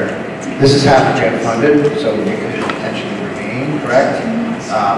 And we would just, it would be a .5 as opposed to a full. No, the way around. Currently 0.6, it would be reduced to 0.3. It would be reduced to .3. Can you just talk about the impact? We could also look at using the grant differently as well, that's another thing to consider, but this position works with our with learners, so all children in Marshfield from ages 0 to 5 and their families. She coordinates community events and parent trainings, literacy-based papers. She also hosts the Early Childhood Council, which is a great place for our early childhood community stakeholders to come together and talk about resources. She's essentially a conduit for all of our Marshfield families to access the wonderful resources that we have in Marshfield and surrounding communities. Just recently, she had an early childhood fair in early March. She had over 300 Marshfield residents in attendance. We had kindergarten teachers from all 5 elementary schools, and that provided an opportunity for families to engage with those teachers, as well as Marshfield-based preschools, daycares, and other resources that were all there for families to explore. So that's just one example of the big events that she coordinates and for the town. How long do you have the grant for? So it's an annual grant, so actually the grant is due at the end of next week, our application for a grant. Gotcha. Okay. Awesome. Thank you. What was this? What was that? That's right. 24,000. Thank you. Sorry, Mr. Ray, do you have a question? Oh, it says it's half. Yes. I have. So this is a position that we had a resignation earlier in the year and didn't fill because of finances. And it's a tough one not to fill because it does impact our technology integration across the district. If you have any questions on this, it is a non-facing, student-facing position. I have a question. I'm sorry to have a question. Please. Everything we talked about. AI literacy, you could talk a little bit about why that's an important piece of this. You talked to Mark about it, smiling to Dr. Mark. We also have a director of online learning here. I don't know if she's going to come up, but she can't. She wants to short Calpine. Yeah, maybe Calpine, Dr. Mark, you guys will attack him or whatever. You can talk to Mark if you feel like you can Calpine, you can find more context, whatever works for you. She would absolutely be phenomenal. She's good like that. Yes, I will say, she and I talked today, and she provided some information, and I just want to say that the top 3 fastest growing skills by 2030, AI and big data, networks and cybersecurity, technological literacy. and the fastest growing and declining jobs by 2030. The fastest growing are mostly in technology, AI, data, literacy. But you can speak to this role as Particularly the really impact. close together. The impact of it, because we are struggling to think about, although we did put it in our tier one, because it's not a student-facing position, we are struggling with the impact. Yes. Sure. It is a wide-reaching position just because technology is evolving at a rapid pace. And so this position really supports what we already have in place, but stays on top of how things are evolving. So there's a constant need for making sure people understand what's happening, that they have the support and the skill set to enhance their practice so that we are preparing students to live in a world that is changing by the day. So AI literacy is new and that has been evolving, and so just having someone who is tuned into what that means and able to communicate and support colleagues in their classroom, tying that to the curriculum and making sure that we're holding on to the really good important practices that we know work, but enhancing them with the skills that they need and students need moving forward. It's someone needs to be on top of it because of the rate of change, and that would be left. Well, in 5 years, right, AI is going to just be at a point where you won't be able to tell AI from real life. And it scares me to think that we might not have a position that's dedicated to integrating that into our curriculum. So I guess my next question would be, if this position doesn't exist, obviously somebody is going to have to take it upon themselves in this district to ensure that AI literacy is embedded in our curriculum and is furthered as AI furthers every single year. So my question would be, who is that? Yeah, well, we have a director of technology, Dave Cawthorn, who will certainly be a big voice in that. Dr. Martin will as well, and of course, Amy McAlpine. So it essentially goes from one person to a committee, folks. We're going to have to get creative. Yeah.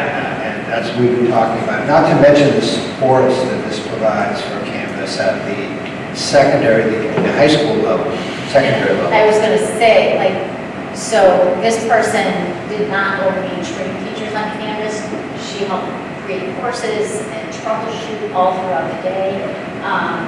Since that person has left, I know a lot of that is falling on Ms. McAlpine and Mr. Concord right now, which leaves them less time to do their jobs. The other piece of this is this person also helped facilitate the makerspace at the high school and worked with classrooms to come in and use the makerspace as well. Here's no makerspace, it's just. You can probably explain it better than I can.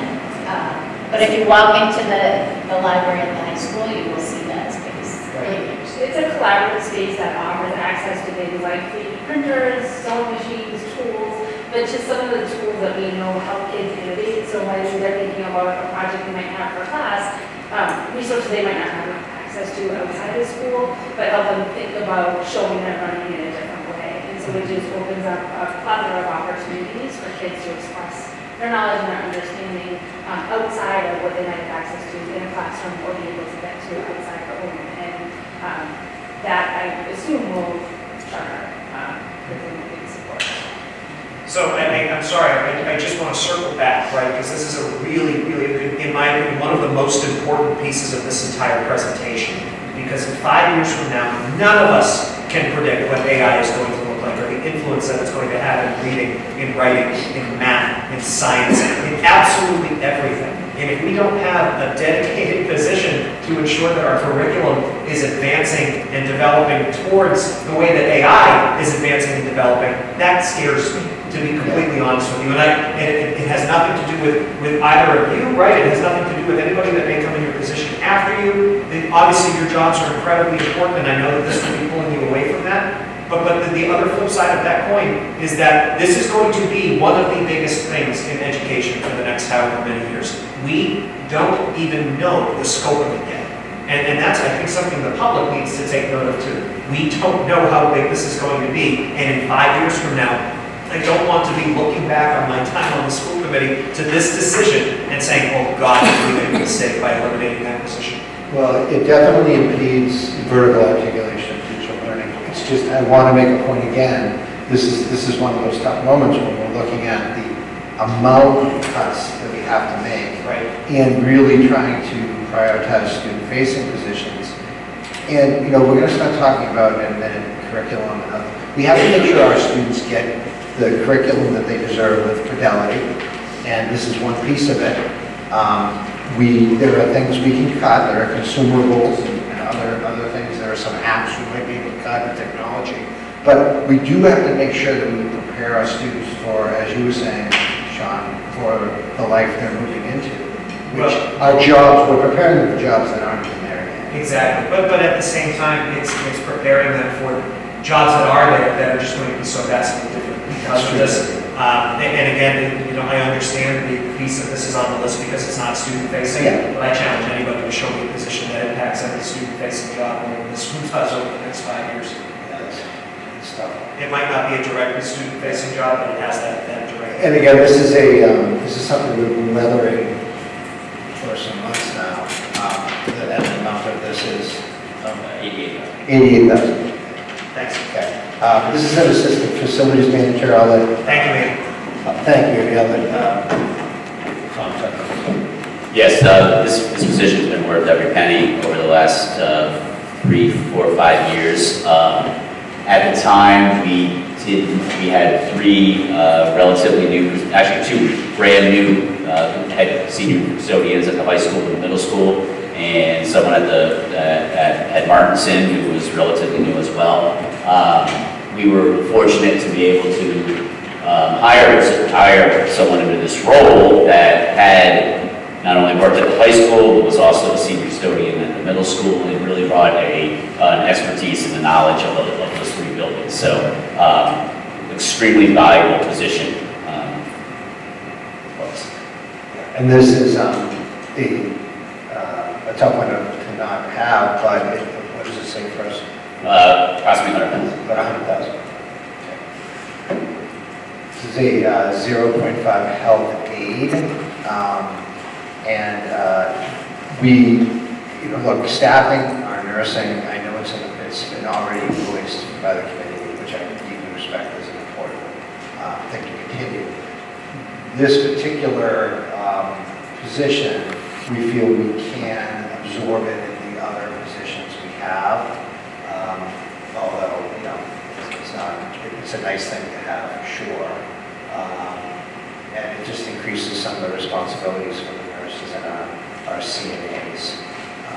And the savings is not all that much, but it is, again, it's 13,000. I don't say drop in the bucket anymore, because everything is really important.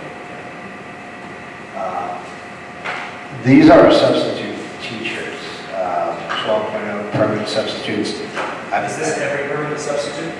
Yeah, so this is 3 at the high school, 3 at the middle school, 4 at the elementary, no? 2 at Martinson and 1 at each other. 2, yes, 2 at mine, 6, and then 1 at the others, so yes. And then it just increases.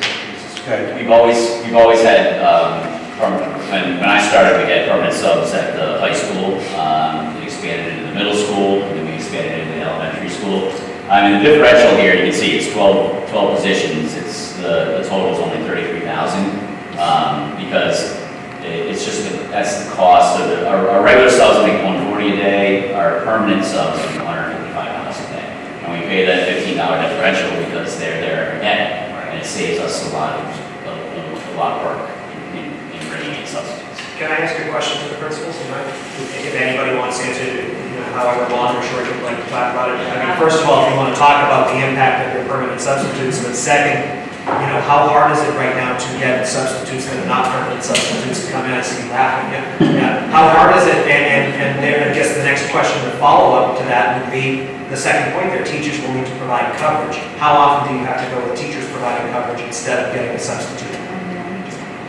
So first is the challenge of finding a daily sub. That is in fact very challenging. The rate of pay it is what it is. It's just not spectacular. So you attract. And we have some really great people who sign up to be daily subs, and they're often enough in some cases that it's almost like having a permanent sub. And then you have people who are just signing up periodically. And when that is occurring, you have people who don't know the building, don't know the kids, don't know there's like all, yeah, safety protocols, we have to train them on all of that before we can get them going. So having the consistency is incredibly valuable to our students and to the entire school community. I would say it's a rare day that we are fully covered with stuff. Gotcha. When you can see your. So every day, Yeah, you're today- moving today- teachers around to cover because you know. Four assistants, yes, today. You had 6 open positions in Daniel Webster that today. were not filled with Daniel Webster. Yes. So how do you go about covering that? With the building sub, so we were looking for, our building sub was supposed to, she was a teacher today, during her gym, when the students went to PE, she went and covered, or we did an SOS to our building and said, who can help at this time? So it's definitely, I know Jen Jackson's in the back, she's shaking her head, this is a big impact on our. I mean, the coverage, again, because Principal McNeil was just talking about, when your permanent subs, the ones we have now, are already used, then yes, we're asking our teachers to cover, which is tough. It is tough. A lot of, it takes away from their day, it just adds to the stress of the day, but we, at Furnace, we're often having to ask already. How many of you have had to step in and cover classrooms? Okay, yeah, this, We don't want to be a penny wise and I know. a foolish here. that's exactly what I'm getting at. But we certainly have to, I just have to keep bringing us back to the massive number. Yep. And as you can see, these are tier 1 suggestions, and you can see that they're tough. That's the last of the tier 1. Okay, it is a massive number and it's a very tough thing to do. We need to know the answers to those questions, as you know, right? That's why you asked your time. No. We need to know this. I would also like to add, there is a level of continuity in emergency situations that building subs are, yes, with, at Furnace in particular, we've had 3 teachers, frankly, who have been suddenly out for a long period of time. Every single one of those times we use a permanent sub, who knew the kids, who could step in and, implement lessons to the best of their ability, but without that, I don't know. So that, you can see the final totals of the proposed, at this stage, tier 1 cuts at all levels. I'm going to go quickly through the tier 2s, but please stop me if you, and again, that comes to $2,500,000 essentially, and that is about what we feel we would need to kind of a $4 million requirement through with we'd have a $1.8 million responsibility, but we have to consider negotiation responsibilities too within that. So it's about on the money. Just put it out there. You get that? Okay. Tier 2 cuts. These are team chairs. We have several team chairs that they act as liaisons between special education and schools. This would be reducing them. How many team chairs do we have now? We have 3.2, and we moved down to 1, so it'll be a reduction of 2.2. How much is that? 190. These are our kindergarten ESPs. As everyone knows, kindergarten classrooms that can be up to 20 or more in our district right now. What's it, 23? Having 2 adults, often 2 certified adults in there is valuable. But this would be, again, we just put the pressure on the 1 staff member there. We do sometimes have additional staffing in there, but they're there for specific purposes. So this isn't a great idea, but it does cut. That's why it's a tier 2. But how much money is that? 412. 412. This is your second math coach. We talked about that, and that would be how much? 81,000. 81,000. Second literacy coach, 104. 104,000. These are additional music teachers, and you can see it impacts the music department more deeply as we go through this. And this does bump 1 teacher. What's that?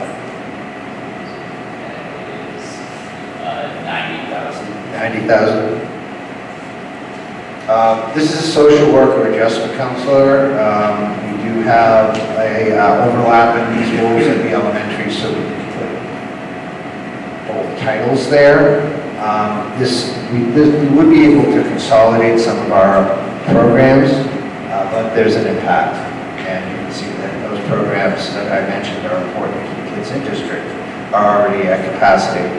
And this does have an impact that would be negative on that. And that is 87,000. Another music teacher, this is at Furnace Brook. We have students that take music appreciation, but it's not required by the state to take music appreciation. Again, we try to give the students at our middle school part of the social construct, that Renaissance experience, where they can try things on as they move up to the high school, which is a little bit more selective in their elective taking, learning about their strengths and weaknesses. This cuts that down, and you can see the impact. That is 1 to 1.0 music teacher at the middle school, and that would be 68,000. This is another technical ed teacher. This is, again, this strikes to the heart of those specialized classes where we're able to take a small group of students, but these are students that might pursue this type of construction as a career into the community, correct, Principal Senator, to have a class. So this is from a numbers perspective, makes sense, but from a lighting that fire of innovation doesn't. And it may be the only thing that are keeping kids in Marshfield public schools instead of going to hotel.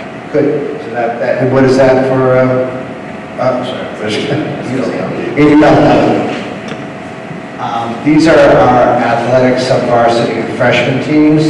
Again, there is a flip to this if we wanted to try to feed this. I don't think it's a good idea, but it is a possibility to keep it like a club. This would have a detrimental effect, obviously, on our students. I'm sorry, can I stop you here and ask you a quick question? Because it's a topic of conversation that I've heard from some folks. Yeah. I've seen the discussion out there saying, why would they cut these sports when they're already paying, when we pay a fee to do it? So I guess the easy answer is that I think needs to be said in the public forum is that the fee doesn't cover the entire sport. You can say that that's a drop in the bucket. Right. That's, not even close. Yeah, we do have electric capacity if we wanted to go deeper into this, but that. I think we might have some questions for you later about a couple things. That's exactly it. Late buses. So again, this is one of those situations where principals jump in if I misstate this, but the numbers might dictate that this is an idea that we can cut, but the access piece is the problem. We have kids that rely on these buses and might not be able to stay after school if those buses aren't taking the daughter out a lot of them. So this is just middle of high school, correct? Yes, but you get the meaning there. It's like Yes. it's a small group of students who really relies on the bus, but they do rely on the bus, and I worry about the impact of that. How much is that? 75. 75,000. Can I ask a question on that really quickly? Does Gather go to the high school? Oh, It does, so we, used to. no, I mean, we did have a program, the GATRA program, but it's no longer. We had, when I was with them, Oh, no, we had to set up with, oh, no, sorry, no, that's not, that was the Council on Aging that was providing the busing to the library. Some of our students will catch it at Roach Brothers, that's the closest it gets to the Okay. high school. Didn't we years ago have Gatra come? Not to like Roach, it's always been Roach Brothers. It'd be worth reaching out to Gather, seeing, I mean, even if they, Well, we could get creative. yeah, well, that's exactly the point. What is the price for the late buses? 75. So has there been any thought about, you do it every day? So we do it every day now. We used to have. 4 days at the middle of the night? 4 days. Yeah. No Friday. Well, yeah, no Friday, sorry. That's Monday through Thursday. It used to be 2 days for the high school and then 2 days for the middle school. Yes. Now, with the same time frame, they do the loop provided for both the high school and middle school, Monday through Thursday. And it's only 2 buses, it's not a whole Yeah. process. Right, got it. But it is 75,000. So there's your tier 2, and then we get into what we deem tier 3 cuts. And this is our 5 assistant principals at the elementary. The only rationale is declining enrollment. And you can see the impact. The significant impact. It has significant impact, yes, and we as a leadership team put this as a tier 3 because of that impact, but the depth of cuts being necessary. I agree, but because of the importance and the significance of this kind of cut, I don't know if any of the elementary principals would like to speak to Anybody want to take the microphone and tell us why this would be so bad? Are we discussing the restructure portion of this? So this is, this particular idea is not a cutting of them, it's a restructuring of them. And maybe that would be what we can speak to. So everything when it comes to the mic. Sure. It is, right? No? Is this a cutting or restructuring? No, you can say it. But, yeah, there's two versions here. The team chairs play a role in this as well. And if we were going to reduce down to 1 team chair, which you saw in tier 2, the elementary assistant principals would have to pick up a little bit of that team chair activity. This is $500,000. This is the taking away of the reduction of the elementary assistant principals, returning to teaching assistant principals, and then then we would also need to keep those team chairs as well. So. This is what, remember we talked about, it's hard to do A and do B. One of our proposals, though, is that we are, and this isn't a great idea because it still involves cuts, but is to keep the assistant principals and to restructure them in a particular way, and maybe Emily can talk about Sure, that. yeah, so assistant principal that is close to everything we do in elementary school. We are student facing all day long, both of us, and I speak for all my colleagues, jump in at any point. What we are with is all day, helping them manage and get through their days every single day. That is all we do, all day long, so I wouldn't even know how you do that position alone, to be honest. Because there wouldn't be anyone to do that if we were doing something else, so now it's really a constant tag team. But the restructuring piece is a way to say, could assistant principals take on that role of team chair? So 50% of their day would be the team chair role, 50% would be assistant principal duties, which would be everything that they do now, practically half of the day instead of a full day. So that's why I asked, right? Because I've been to all of your schools a bunch of times. I've seen all of your assistant principals who are amazing, right? And they're never just sitting in their office doing nothing. Every time I see Jen Jackson, she's talking to a kid, where she's like helping a teacher, right? It's saying that all of you, every single time. So it's impossible to do that job in half the day. It's impossible to do that job in half the day. I think the thing we haven't really discussed in all these cuts is that school is different. School is much more individualized. Everything is a small group. But it's all of those pieces, but that takes a lot of people to do that. And even the level of communication we have with parents is not the level of communication our parents have with school. It is totally different. So if you think that's a piece of this that maybe just hasn't been mentioned, that school is, we're providing a different service to kids and families than maybe was what provided years ago, that people don't seem to understand what's really happening and how individualized it really is. The demands are different, and that also speaks to that staffing. Well, that's a perfect example. Mr. Dunn, how many parents do you talk to on any given day? 20-ish? Yeah, Ms. Hill, same thing? Yep. Ms. Jackson, I'm sure the same thing. Depends right? on the day. And that doesn't mean that our principals aren't talking to any parents. How many parents do you talk to a day? Okay. Exactly. So if we're talking restructuring of assistant principals, though, that does cut the amount of money down from 500,000 to about 300,000, and then it puts some, it has an impact on our special education model too. So there's just, and we don't have to speak about that right now, but these are the things we're thinking of, and restructure it like this because that was our priority, but it's still not great. It causes problems.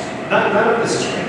None of this is great. None of these things on this list, anything that we've talked about is great. If we have to make cuts, if we have to make decisions, we will make them. And one of But I the, need to highlight for the community watching, No. everything that will be lost in Marshfield Public Schools in this happens. no, that's good, and it's good that we're doing that, I think it's important, but also keep in mind that, as I've said, we gotta keep our eyes on that bottom line, because it's gotta come from something. Yep. And this is 200,000 Thank you. less than the proposed cut here. Right. If we do that. Right. But again, I think there's a reason it's in tier 3. Absolutely, absolutely, absolutely. This is also tier 3, it's the 6th class for the teachers in the elementary school. And you can see the impact on that. That's a class size of 28. Maximum, but it, you know, as we talked about earlier, it's not an even game, because you're gonna have some classes that are 28. Do we have an average on that instead of a maximum? Just out of The, Would you venture a guess to the district-wide with this computed?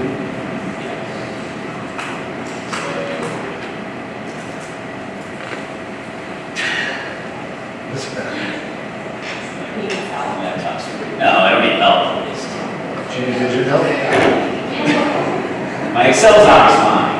I'll get you back. I'll take personal responsibility. As it's been. Oh, wait, hold on.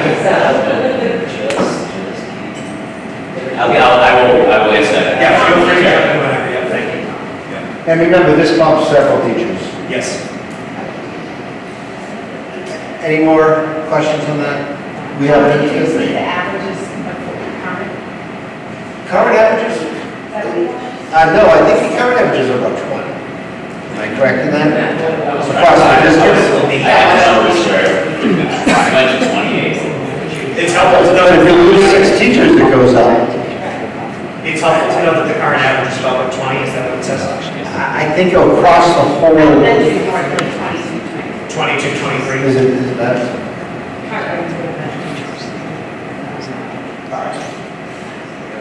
Yeah. So this is a, This is when we can't just raise revenue. no, and we're keeping this on here because the town, I mean, depending on what the scenario is, and look, I understand that people are gonna make choices if we do get an override ballot, and I respect that, there's a lot to that, right? This isn't a political statement, but if we don't get more funding, we're gonna have to think about the impact on the schools moving forward in the next few years. For instance, the South Shore Tech issue is going to cost, in former town administrator Sumner's presentation, $4 million for the town by 2029. It's going to impact us unless something is done to reduce that amount. So the school posting is not off of the possibility, the realm of possibility. Right now, I'd say it's extremely doubtful that to even really taking it off, that we would be able to do that this year with the timing it would take to the district and all that communication. But I certainly wouldn't advocate for taking it off the list because it is a possibility moving forward. We have to make cuts. This is absolutely something I don't want to do. I know that. Nobody wants to do it. We've talked about a few things that make Marshfield special, and one of them is, and I think people believe in these neighborhood elementary schools. I had mentioned this in the last meeting, but I was part of the redistricting while I was a principal, and at the middle school, and the passion that people had for staying when we moved the district around, staying in their own elementary school was present across all five. It wasn't like one school fighting and saying, I want to go over here anyway. No, we didn't have any of that. Everyone wanted to stay. It's really part of what makes us special. But with declining enrollment and the terrible budget situation we're in, it could be a reality. I want to point out too, with something like this, you see under impact, 260 students to be redistricted to 4 other elementary schools. That doesn't mean you take one school and split all of those students equally among the other 4 schools. It means you take students from this school, move to this school, and then this school, move to this school, and this school. It impacts every single school. Yes, and there's also thought, and jump in, Tom, if you want, but there's thoughts about what do you do with school? You going to sell a property, are we going to, when we closed Ames Bay in the 90s, it came back a couple of years later, but what does it cost to keep a school that's, you're not doing anything, it's just there? And there's speculation in the community about which school it would be, that's not determined. That has to be very clearly stated. No, we would have to determine that our enrollments are not as needed as they were past either. We'd have to look at, we look at everything. We look at size of school, we look at where people are, transportation would be a factor. There's a lot to look at with the district. And when all is said and done, this saves what, $700,000? Because there's costs that come along. Yeah, I mean, we anticipate, we estimated around $700,000. There's also a piece to this where if we did close one building, we do have plans, very initial plans, but something that we're working on, of consolidating our preschool, currently at 255, the Grantino building, into one of our schools and keeping the Granitino building open as a daycare, similar to Magic Dragon in Dustbury, where we could potentially make $300,000 in revenue for the district. So now you're talking $700,000 to close a building versus potentially offsetting that $700,000 with, so we're going in the wrong direction by closing. I couldn't agree more, Mr. Moore. Ms. Gargan, sorry, go ahead. On those lines, would it be helpful at this time or not helpful? There's no right words to use, right? No, there isn't. But could there be potential savings in now moving the preschool students to the other schools and closing the criteria?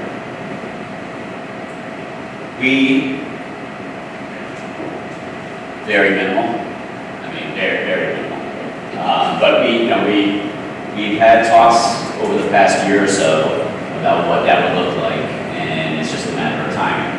And it's definitely not something for school year 26, 27, Very, very possible. but very possible for 27, 28. So where we would be moving, consolidating the building and being able to open up a pure daycare. Right.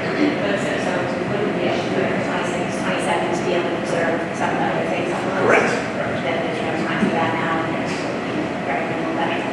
And operationally, I think, we still have this up here, but in the back of my mind, we really would have had to decide this months and months ago. Yeah, I don't think this is an option.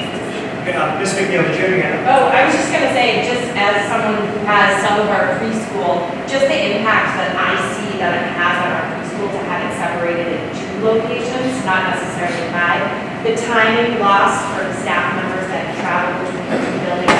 Courtney trying to split her time between the 2 buildings to oversee the programs. If it was split into 5, it would be even less, so that was a great impact to move them to the 5. And we've talked about that. We said, like, what would that look like? How can we do that?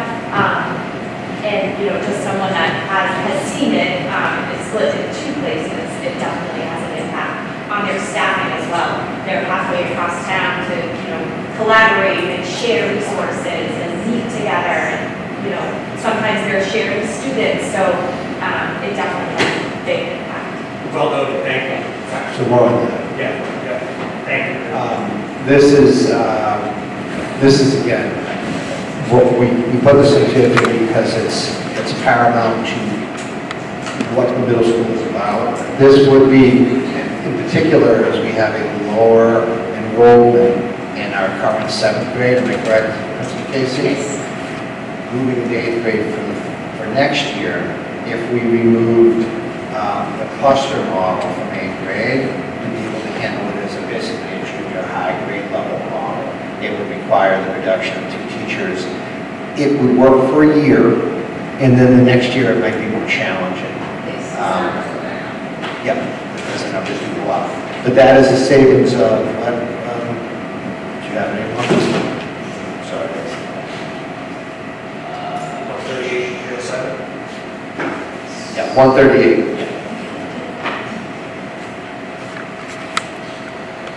So there are guidelines out for various things, nursing, guidance, that we try to stick to. And this is an example of if we reduced our school nurse, which is currently 2 school nurses at the middle school, by 0.5, we would still be in compliance with those guideline numbers. That's the rationale of doing this, which is a reduction of a 0.5 nurse, of a 0.5 OB nurse at the middle school. The bad idea part of this is that it doesn't account for the students who may have significant needs that this resource provides support for. And there's the volume of visits, which we can share with you, it would tax out our nurses at Furnace. However, it is in compliance with the guidelines, which is a big thing. That's why it's here, is because we have to think about, and Rich wanted this info too, what do we have to have? And this is not, it's not a rule, it's a guidance, but we still try to stay with that, and we would fall under that with this one. I know this is, we're really late, but can we just go back to the 8th grade cluster thing for 1 second? Yeah. I just want to understand it, since I think it's different than what we talked about previously. So in this suggestion, the cluster model stays in the 8th grade, but 2 teachers will combine, so they'll teach math, science, English, history, but they would maintain the cluster model. So I'm going to let Principal Case talk about this. We would not have a cluster model. We maintain, we can't, essentially we couldn't provide, it would be a poor short-term plan if we removed, the equivalent of a cluster is 4 teachers. If we removed 4 teachers, we would then end up in a position where we quite honestly couldn't educate the students the following year because the numbers actually dip. It's a very strange dip in that one class of students, which would be poor planning in 1,000 ways.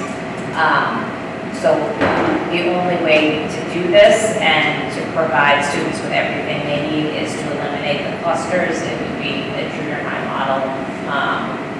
And you have 2 teachers who are teaching essentially 2 different courses.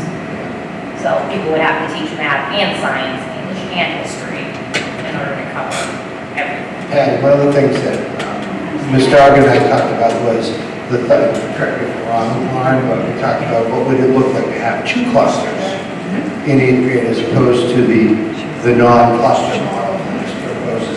Why would you advocate for this over the 2 cluster The model? following year, we would be able to educate everyone. I guess I just have the wording doesn't allow for eliminating the whole cluster. Say that again? The wording is confusing, it doesn't allow for eliminating the whole cluster, which means the cluster of 10. But A whole cluster meaning 4 teachers, so there's 4 teachers on a cluster. We can't cut 4 teachers and still educate the following year of students because of numbers. We can cut 2 and be able to educate everyone. So you in have 4 4 already. areas. Yes, correct. Oh, Yes, okay. yes, we just couldn't cut the 8. Okay, and just out of curiosity, why this for the 8th grade and not say the 6th grade? Because you're coming in from 5 different schools, and we found that cluster model, creating that small school is essential for the success of our 6th graders. Almost everything that is done in the 6th grade is to support our young students in that transition, which is a really hard one, and having them just kind of adrift in a huge building without that connection of the cluster and the teachers who are working with them very, very closely, we were talking about, like, that would be a terrible thing to do to And then 6th grade. sixth And grade. 7th grade. Correct, correct. Yeah, I mean, it's not good for anyone, but, you know, the rationale, of course, is that in 8th grade, they're preparing to move to high school, and there are no clusters in high school. So if we had to do it, we'd recommend 8th grade rather than 6th or 7th. A small factor in that is the actual physical structure of Furnace Brook has team areas, 6th and 7th grade, and non-reading. Thank you, Ms. Sarah. That's not a good thing, it just happens to be the way it is. Thank you. Okay, good questions. All right, back to the nurse. I think I gave the rationale there. Yeah. What does that say, this for the nurse? 45. 45. Did we say what the cluster thing was? Yes. It's on 38. 138, 138, and this was again, I'm sorry, I'm saying 45. 45,000. This is at the middle school and the high school. This is a shared, no, it would be a shared. You would create a shared position. It would create a shared position, and it would, the rationale is to still provide some support, but it doesn't provide that building level support that is important, for sure.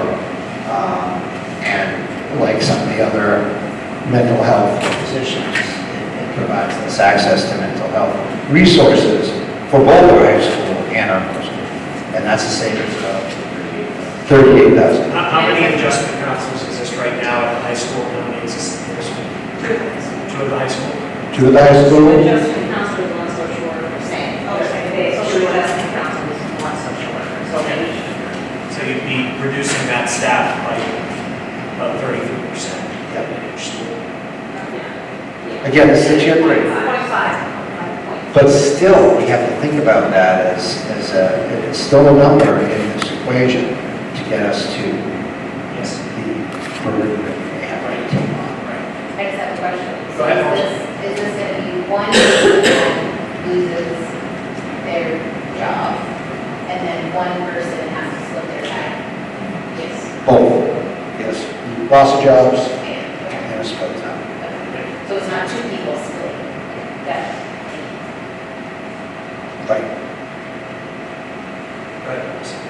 Okay, guidance counselor, again, we do come under the, right now we're lower than the guidelines. You can see the impact here. This also has impact on our scheduling because of the individual. You want to speak to it? Please. So I know, not too long ago, our guidance partner was a teacher at the school committee. So when it comes to our guidance services, while in there is clear recommendation that the caseload doesn't exceed 250 students, so we're under that. However, the role of the guidance counselors at the high school has changed dramatically. One of the changes comes about based on the flex block. So they are implementing the guidance curriculum to all students. So they're seeing students in small groups and large groups. Just the things that they have taken on this year have really expanded. In addition to all the things that they run for career, for the college fair, ASVAB, SAT, PSAT, AP testing, that scheduling piece, 504 plans, and where we only have the two adjustment counselors, a social worker who primarily works with some of our specialized populations. They also support students in crisis.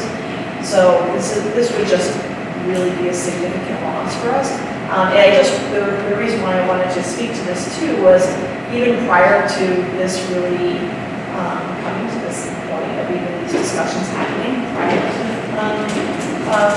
this coming out, Ms. Casey and I had discussed the need to really start to really look at programming for transition, in part for making sure that students are successfully transitioning to high school, successfully supported. Part of that was considering the lead guidance counselor, guidance director to take on scheduling at the middle school so that it's a little bit more streamlined. And also take on that 504 piece possibly, really overseeing the 504 process. We've seen a real strong uptick in the 504 plans. So having that transition piece is really important for our students at both levels as they're transitioning.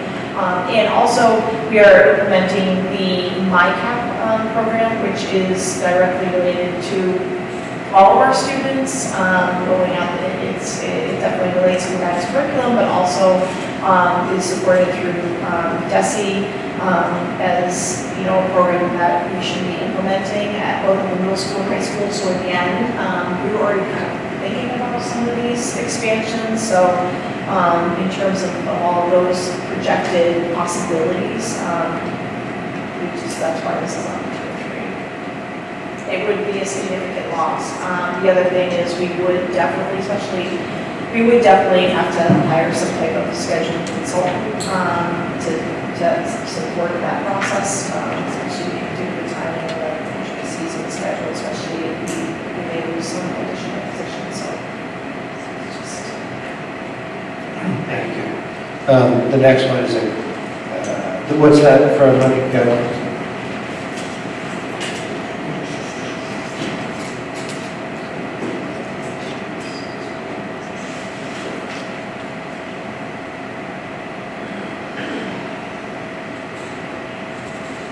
So, go 111. 111, okay. Custodian, this is a, NHS. Yeah, it increases custodial workload. We just have to share responsibilities. To put a pitch in for the custodians at the high school, they've done an amazing job keeping that place up. I can't believe how it looks with the age that it still says stunning building. So, And that's important to the community. yep, so that does play an impact here, but this is a numbers game.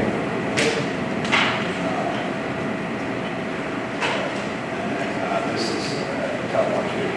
Assistant athletic director, we all know how big of a job athletics is in Marshfield. And this has an impact. The current assistant athletic director has 2 roles in her contract. One is a 25 clerical portion, which would be retained. So before we move on to this, could I ask Mr. Bass if you wouldn't mind telling us a little bit about the importance of this position in your office and kind of the impacts that it would have to not have a position and working in your. Sure. Appreciate it. Actually, I would just follow up with, No, you're good, yeah, no,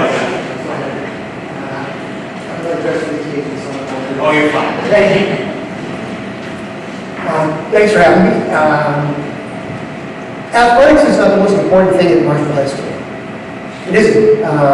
But I would tell you, it is the center, it is like the laboratory for young men and women to learn life lessons, ultimately grow as people, conflict resolution. It's like sports teaches us so much. In my time here at high school, 33 years, 31 of which I've spent coaching or as the athletic director,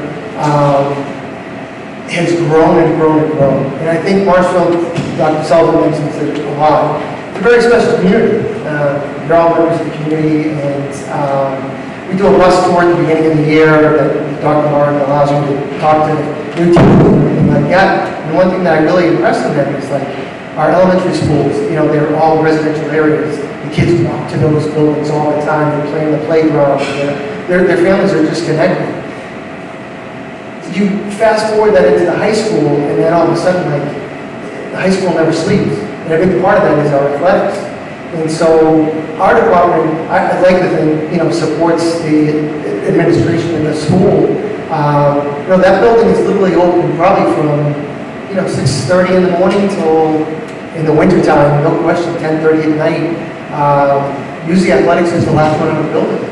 In my time as the athletic director, working with the assistant athletic director, we've investigated stolen bikes, assaults, lost children. Last Thursday, we had a serious seizure that an athlete suffered on the field. That wasn't one of our athletes, but an athlete from one of the visiting schools.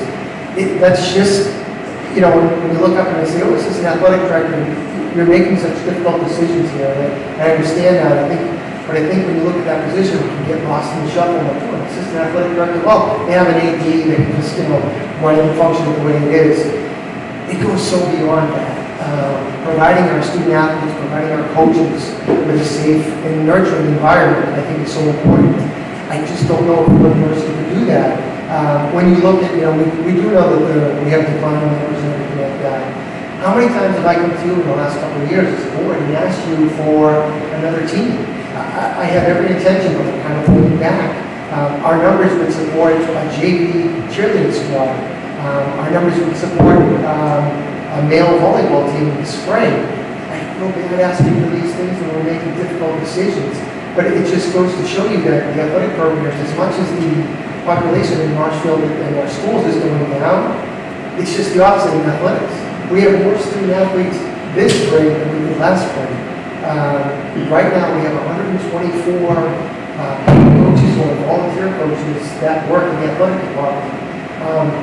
Having a department of 2, I think it brings its own challenge, but certainly not here to ask for another position, but to keep this assistant athletic director's position, I just think is so important for the overall well-being of our athletic programs and just the overall well-being of our schools. And not just at the high school, but hopefully the middle and the elementary schools, because when you're all there at the football games, the hockey games, the basketball games, a lot of the people that are there are younger members of our community who I think obviously have the dream of playing for their high school one day at Marshfield High School, in the stadium, in the gym, whatever it may be, or on the fields that we have. And I think it's just important that we keep this foundation of athletic director, assistant athletic director, and really our school administration working to benefit our community. And I do think athletics, many people in this room have been involved in athletics throughout their lives. It teaches us such life lessons as we move forward. And I just think that's a very, very big part of what we're trying to do within the athletic department. The fact that you have seen an increase in the students participating in your program despite declining enrollment in the district is a testament to the work you've done, and it's a testament to the work Laura has done. Thank you, Paul. Thank you. And I think you're absolutely right, Mr. Festival, but it even goes beyond that, because I think you've all said it, we've heard it so many times tonight when we talk about these positions. These positions are people. These people live in our district. These people live in our community. And I'm sorry we have very difficult decisions to make right now. When I look at this list, it's so scary, for someone who's been here for 33 years. And I know you're doing the job that you need to do. And I know there's difficult decisions to be made going down the line. And I have 100% belief and faith that these people will make those right decisions for our students and for the students that come through. So thank you for allowing us to do what we do. Can you keep this way? Yeah, I'm She sorry. does that. Go ahead. 2 things. Can you just speak to what would you risk in safety of our athletes with that position? And also, if you just can think of, I think I know what it is, but you run some of those numbers, but if you could think of the percentage of the high school students that participate in sports. So that's a great question. So I can speak to the spring right now. So with our spring sports, we have 41% of the student body participating in the spring. It goes down a little bit in the winter time just because the number of sports we have, it's about 35%, and then back into 40% for the fall for this year. And again, the numbers continue to grow. Thankfully, because of what you've done, the work that you've done, we have a girls' golf team, which is great. You're having a great time. Very nice wins, and congratulations to the girls. But it's things like that that will allow us to do that. Your first question, I think, is the most important, because no matter what your role is at the high school, teacher, administrator, custodian, clerical, whatever it might be, but the safety and security of our students is paramount. The high school, when I say it never sleeps, it never sleeps. When I left there today to come here, we had lacrosse going on in the stadium. We had, I'm assuming, a youth soccer group out of the community turf. It's just, I think, having the oversight of having us on the premises, or when I say premises, in the wintertime, we're away at gymnastics, even though it's at home. We're away at the Richard Lewis Center for our home, track and field. We're away at the bog for hockey. We're at multiple places for gymnastics. So that coverage would certainly be lost. There's no question about that, because one person, let alone 2 people really can't be at those places, but one person probably be able to be at those places. I'm very fortunate that for every, and this is me, and I think I'm wired this way. I don't miss an away hockey game. I don't miss an away football game because I believe that our fans travel to those games. I'll go to those games and people say, what's going on? Why do you have so many fans here? It's just the community. The community travels with them. There'll be people at these games who haven't had children at school for 4 or 5 years. So I would not be able to do that if there's no assistant in place. That assistant allows me to go off and do those things because that person is, making sure that everything at Marshall High School was running smoothly. And then, really the weekends we try to divide it up, divide and conquer, but we're just there because you just never know when something can happen. The other day, the rugby match was going along very smoothly. It's a good match, close match, Marshall Flexbury. Next thing you know, there's a serious injury in the field, and we are in, crisis mode. And it's something that, knock on wood, we're able to handle and maneuver with just because this is just something that happens on a regular basis. Not that people get injured all the time, but, we have to be prepared for those things. Ms. Brady, go ahead. Correct me if I'm wrong, I might be forgetting this, but we added Lauren recently, correct? Yep. Okay, was that last year or the year before? That was a few years. Actually, 3 years ago. 3 years, Yeah. okay, 10 plus. So again, she's amazing. And as long as we can hold on to her, great, because she's in so many different roles. She's a certified athletic trainer. She would probably say this, but, she herself just covered, 12 different athletic events in the wintertime because our trainer was off, covered another game.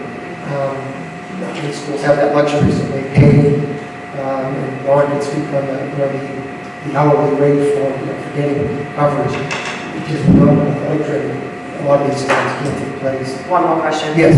What impact would the removal of freshman sports have on your caseload? So we're very fortunate because we have, a lot of sub-varsity teams, which is great. Sub-varsity teams, excuse me. Roughly off the top of my head, I believe we have at least 2 freshman teams. We had an athletic subcommittee meeting before this meeting. Correct. And so that was something that we discussed, and right now, there's 10 teams with 181 students, just strictly freshmen. Just strictly freshmen. Okay. Yeah. And, as I said, the cheerleading numbers coming up from the middle school is great. That's, we look at how many 10, 12 girls. And we didn't have any senior cheerleaders, so that would, be looking at a number of more than 30. So, we want to talk about maybe getting a JV cheerleading squad. Volleyball has become very popular among our male athletes. That's a spring sport. That's something that we, as long as we can stay kind of various, we'd love to look to add that as a club next year maybe, and then the following year. No, I understand, but my question is, if we remove freshman sports, Oh, would you would you? still need both of you? Oh, absolutely. Yes. Yeah. Can you just talk a little bit more about that? Sure. Depending on the sport, the freshman team that we have, freshman football, for instance, on a Saturday morning, because that's when they play their games when they're home. We're there for that. We're always there for that.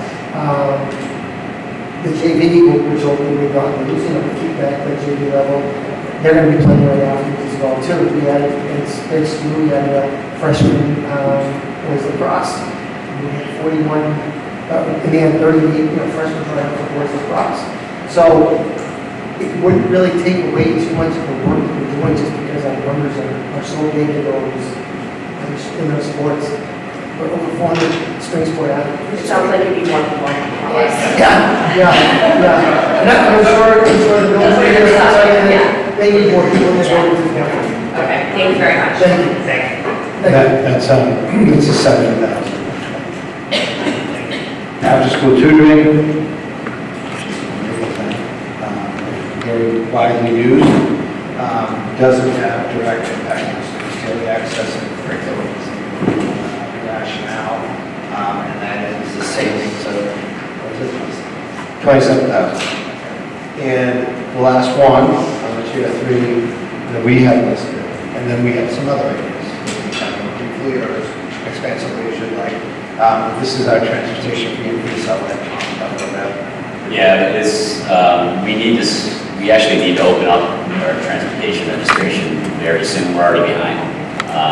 So we're just holding at time being, but we moved this to tier 3. Actually, in our athletic meeting, we were discussing athletic fee, and the topic of transportation fee came up. We're going to have to open registration up at $180 a year. Hopefully, this doesn't come to pass, but if this came to pass, we might have to go back and look at something, whether that's feasible at the time, whether it's possible. There's one thing we briefly mentioned, I think when we started, came up with it, potentially splitting by semesters, where we would say the 180 is for semester 1, and then an additional 180 for semester 2. We're hopeful not to do that, that's why it's under review. Yeah, I would go back to what I said earlier about, I have such a philosophical problem, I guess, with adding a fee to deal with a budget crisis in curriculum, so that's kind of where I'm at on that. So these are tier 3 numbers. Again, if you put it all together, it's over $6 million to try to account for the $7 million deficit, which is a $4.52 million burden for us, plus negotiation responsibilities. And then some of those removable parts, as you saw with our discussion with the AD chair, which can't happen at once. So, and the committee may be suggesting some things that are off the list. So we try to build a little bit of a buffer to be strategic. There are other things that we could consider, and that some of which we are considering. The first one, we're not necessarily, but it is something that other districts have attempted to do, and I don't promote this, but it is a possibility, would be to add a kindergarten fee back. Right now we have free kindergarten, we've had it for several years. Since 2019. Yeah. No, sorry, since 2018. There are very few districts that have per pay full day kindergarten. There are a couple of them. That's where you just passed an override to fund full day care. Yeah. So anyway, that's a thought. The elementary Chromebook protection plan we have. I'll actually let maybe Dave talk a little bit about the Chromebooks and the protection plan and some things we could do with that.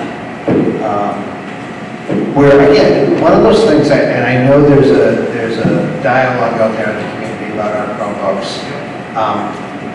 We just want to make sure, and this is going to be a statement about curriculum too. I maybe made it before, but we have to make sure that we approach things with fidelity that we know are going to be important for our students in their futures.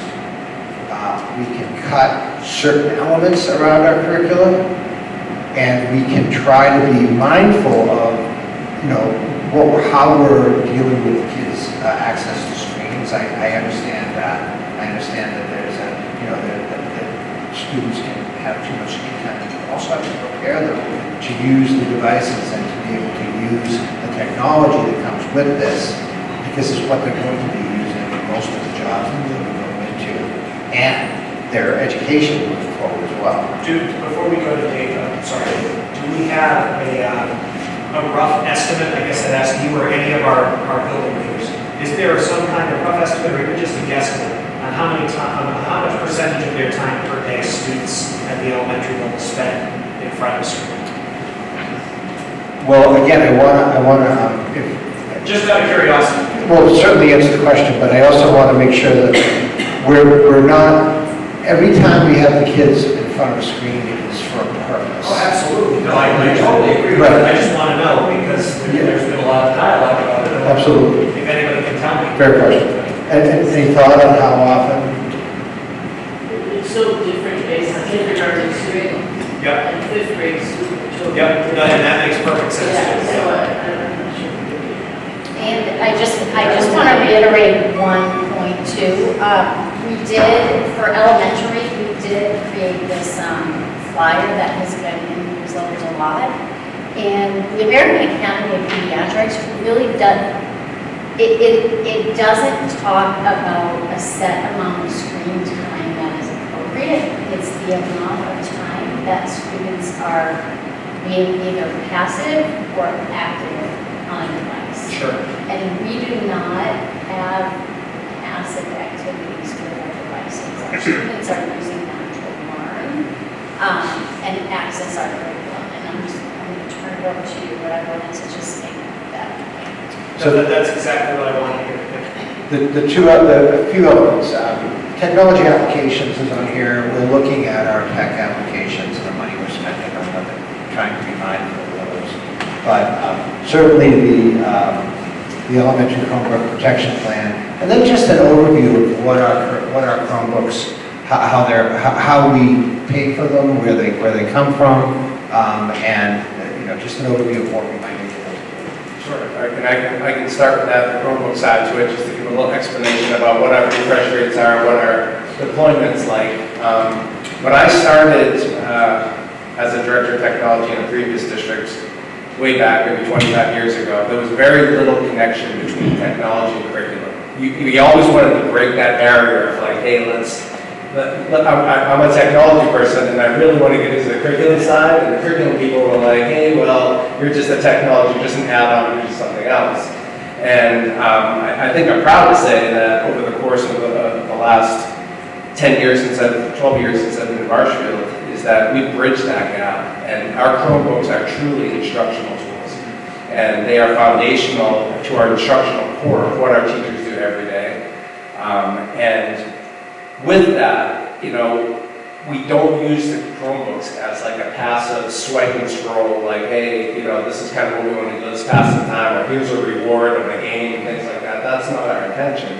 But our intention is to really support collaboration, creativity, innovation, and to prepare our students for a world that's so quickly changing, as you mentioned in AI conversations. The world is so quickly changing with that. Our Chromebooks allow our students to access our curriculum. Most of our publishers have gone to digital. So during the classroom day, there might be times that classroom teachers have to go and access their curriculum on devices. They can provide a teacher with some real-time assessment. So at the end of the class, the teacher can know what their students know, as opposed to a few days later after a graded assessment or something like that. They allow us to do personalized learning and meet the needs of all of our kids, differentiated instruction. And those things are super important because now we can meet the kids at their needs, because we all know that every student's different.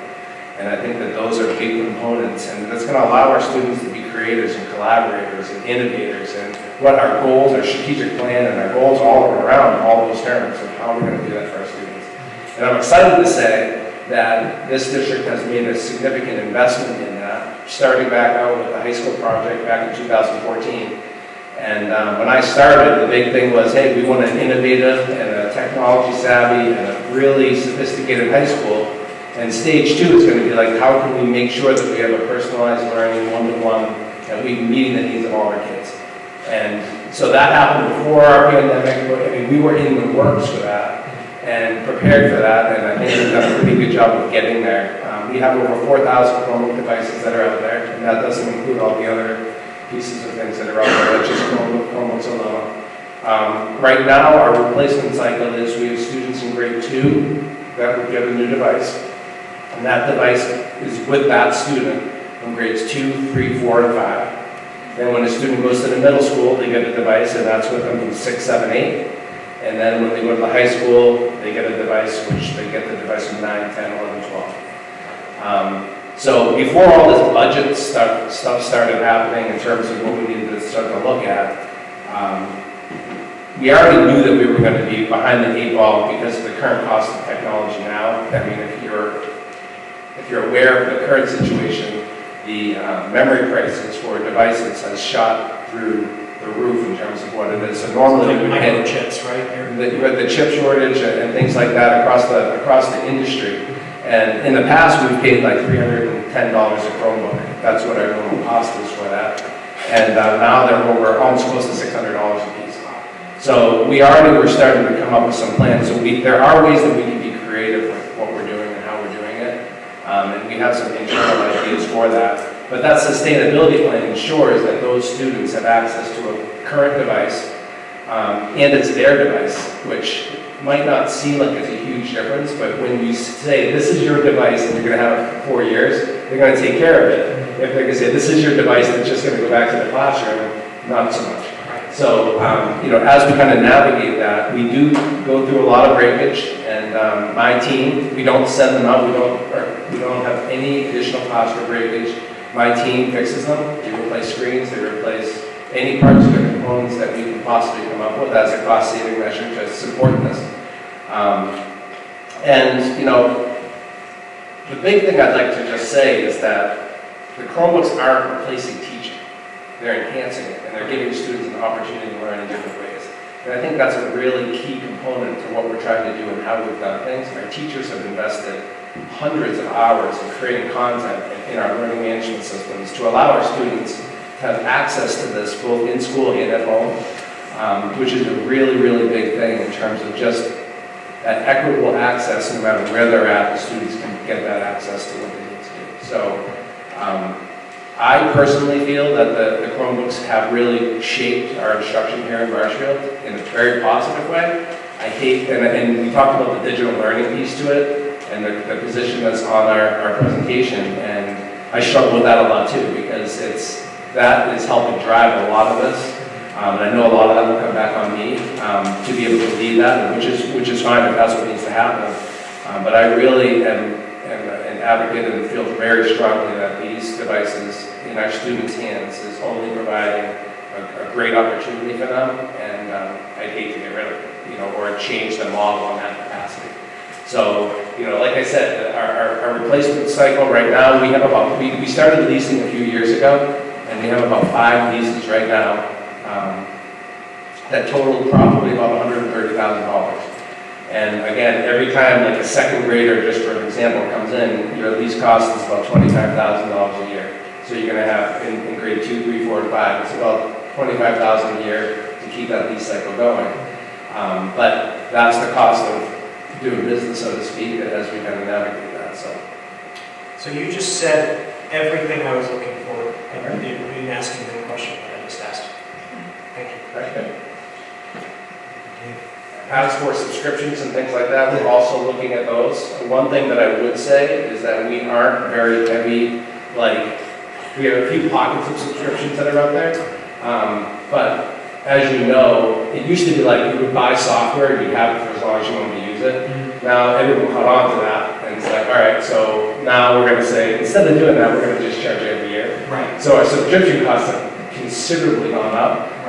And we've had a few things that, like our cybersecurity things, applications and things like that, things that we really need to protect from really bad things that are happening.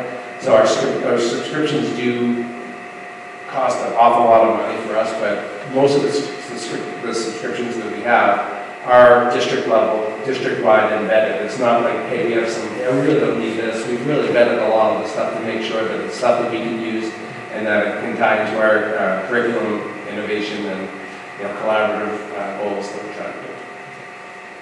Thank you. I hope people watching listen to everything that you just said. Thank you. Thank you, David.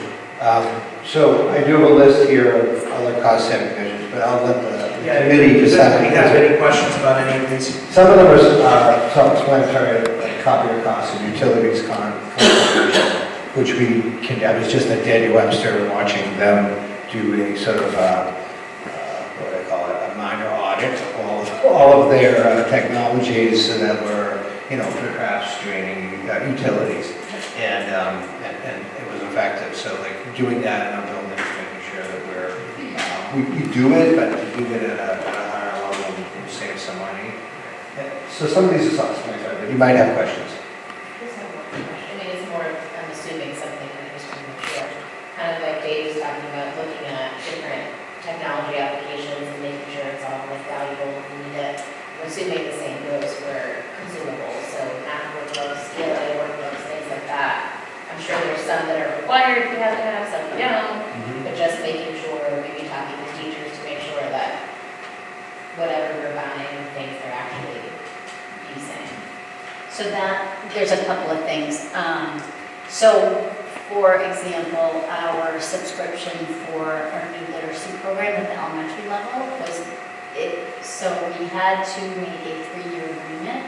And so when we made that 3-year agreement, we made a commitment to purchase the digital and the print components. So we are still looking at another year of that. However, for example, last year we found that grade 1 actually revamped some of the workbook. So we, instead of ordering grade 1 workbooks, we ordered for a different grade level. So we're trying to figure out whether we can do that with a couple of other grade levels, and even if we get more for the upper grade levels that are using them, we can purchase more and almost like store them for the following year when we don't have, when that subscription runs out. The only thing with some of the other workbooks, I would just say is, again, back to Dr. Sullivan's point, is we just have to be careful because now we have our instructional coaches on the list. And if they go and we don't have workbooks, that's going to create a huge hole. And it's going to just lend itself to inconsistency. And the same with, we don't have a lot of, I will say we don't have a lot of areas that have workbooks. I would say math and ELA at the literacy level, math at the middle school level. But other than that, most of our things, as Mr. Hawthorne said, are really subscription-based. And then you have the learning consumables, but they're new text sets at middle and high school. So it's not as much of a cost savings as you would think. But again, it's something that we're still considering looking at. It's just, there's a lot of moving parts with that. Does that make sense? Yeah, thank you. Anybody else have anything they want to talk about with any of these issues on this list? Okay. Okay. Thank you. Thank you, and I want to thank Amy McAlpine for putting together the physical presentation. Nice. Yeah, thank you. Thank you all very much. And thank you to our building leaders and our administrative team for being here for this conversation that nobody wants to have. I want to make one more point to the community that's watching, is that you now have access to this list. You will have access to this list. You've seen a 3-hour-long presentation. You've heard from our building leaders and our administrators about why these things are important. You have access online to our line item budget. You can see all of these things. Where's the waste? Where's the fat when everybody talks about trimming the fat? There's so much that goes into educating thousands of children every single day. This is an impossible decision for this committee to make. If we have to step up and make it, we will. And it will be a miserable process for us because we don't want to do this. We want to provide for kids in the way that we believe kids need to be provided for when they're learning. And the last point I'll make is this. Every single student that walks through our doors deserves the best possible education we can provide for them. Every single young person in the town of Marshfield deserves that education. Their intellectual ability does not matter. Their race does not matter. Their citizenship status does not matter. Whether or not they can speak English does not matter. They are children, and they deserve our very best efforts. No child is a burden on an education budget. An education budget exists to provide for kids. These cuts are very difficult to discuss. If we have to make them, we will make the decisions that we need to make. But it's going to be a process, and we appreciate hearing from everybody about the importance of these things that are on the table. So I hope the town listens to that. I certainly hope the town has the opportunity to make the decision for themselves on what should happen with the education budget, with the budget of the entire town. I hope our select board chair is listening to that. People deserve the opportunity to make these choices for themselves, not to have the decisions made for them. And I hope people in the community who are watching this and who have experiences with these programs, who have thoughts on our line item budget, who have thoughts that they want to share with the committee in general, reach out to us to do so. That's what we're here for. Thank you for your work. Thank you for your work. Thank you all. We appreciate it. Thanks for being with us for 3 hours. Yeah, please. It's called the extender. Ms. Darby is keeping you here. I'm curious if it's possible or why we don't Zoom these meetings.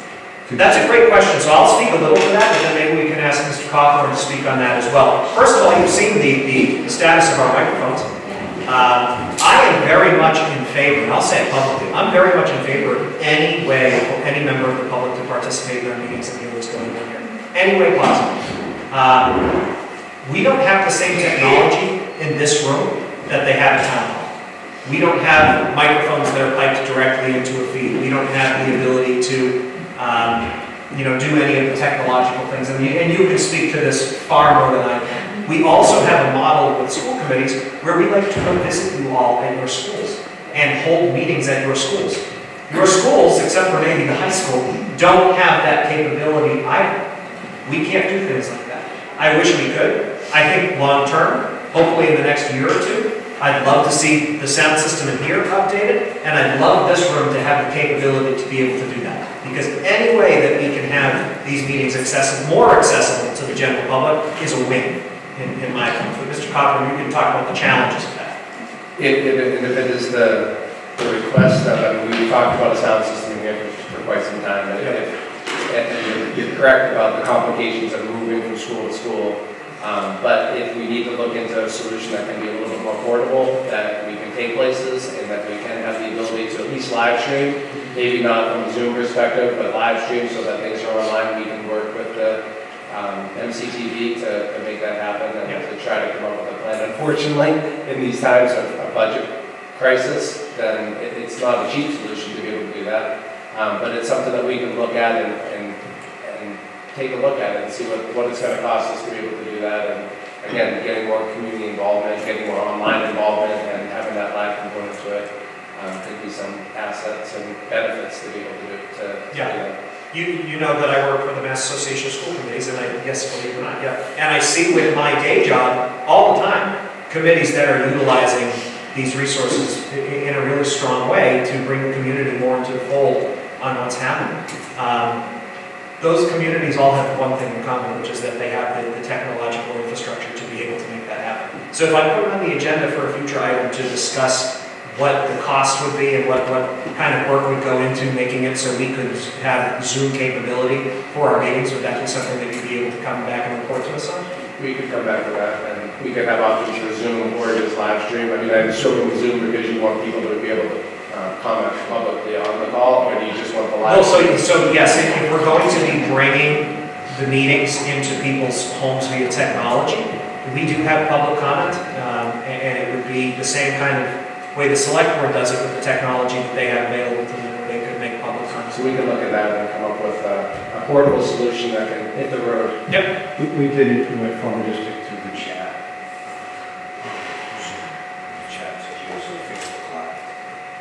Yeah, the chat, I don't know if that would be allowable.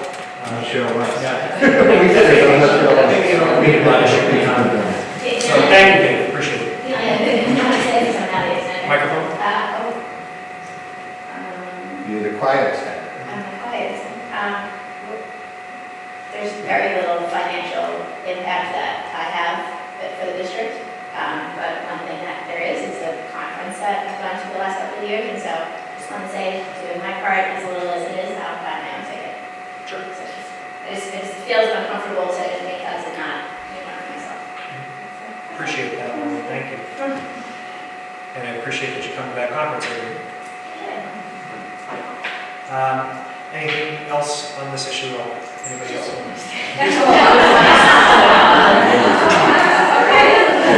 Thank you to the leadership team for being here. You should all go home. Thank you very much. Appreciate you all. Thank you for all you do. And sorry you're all going through this too.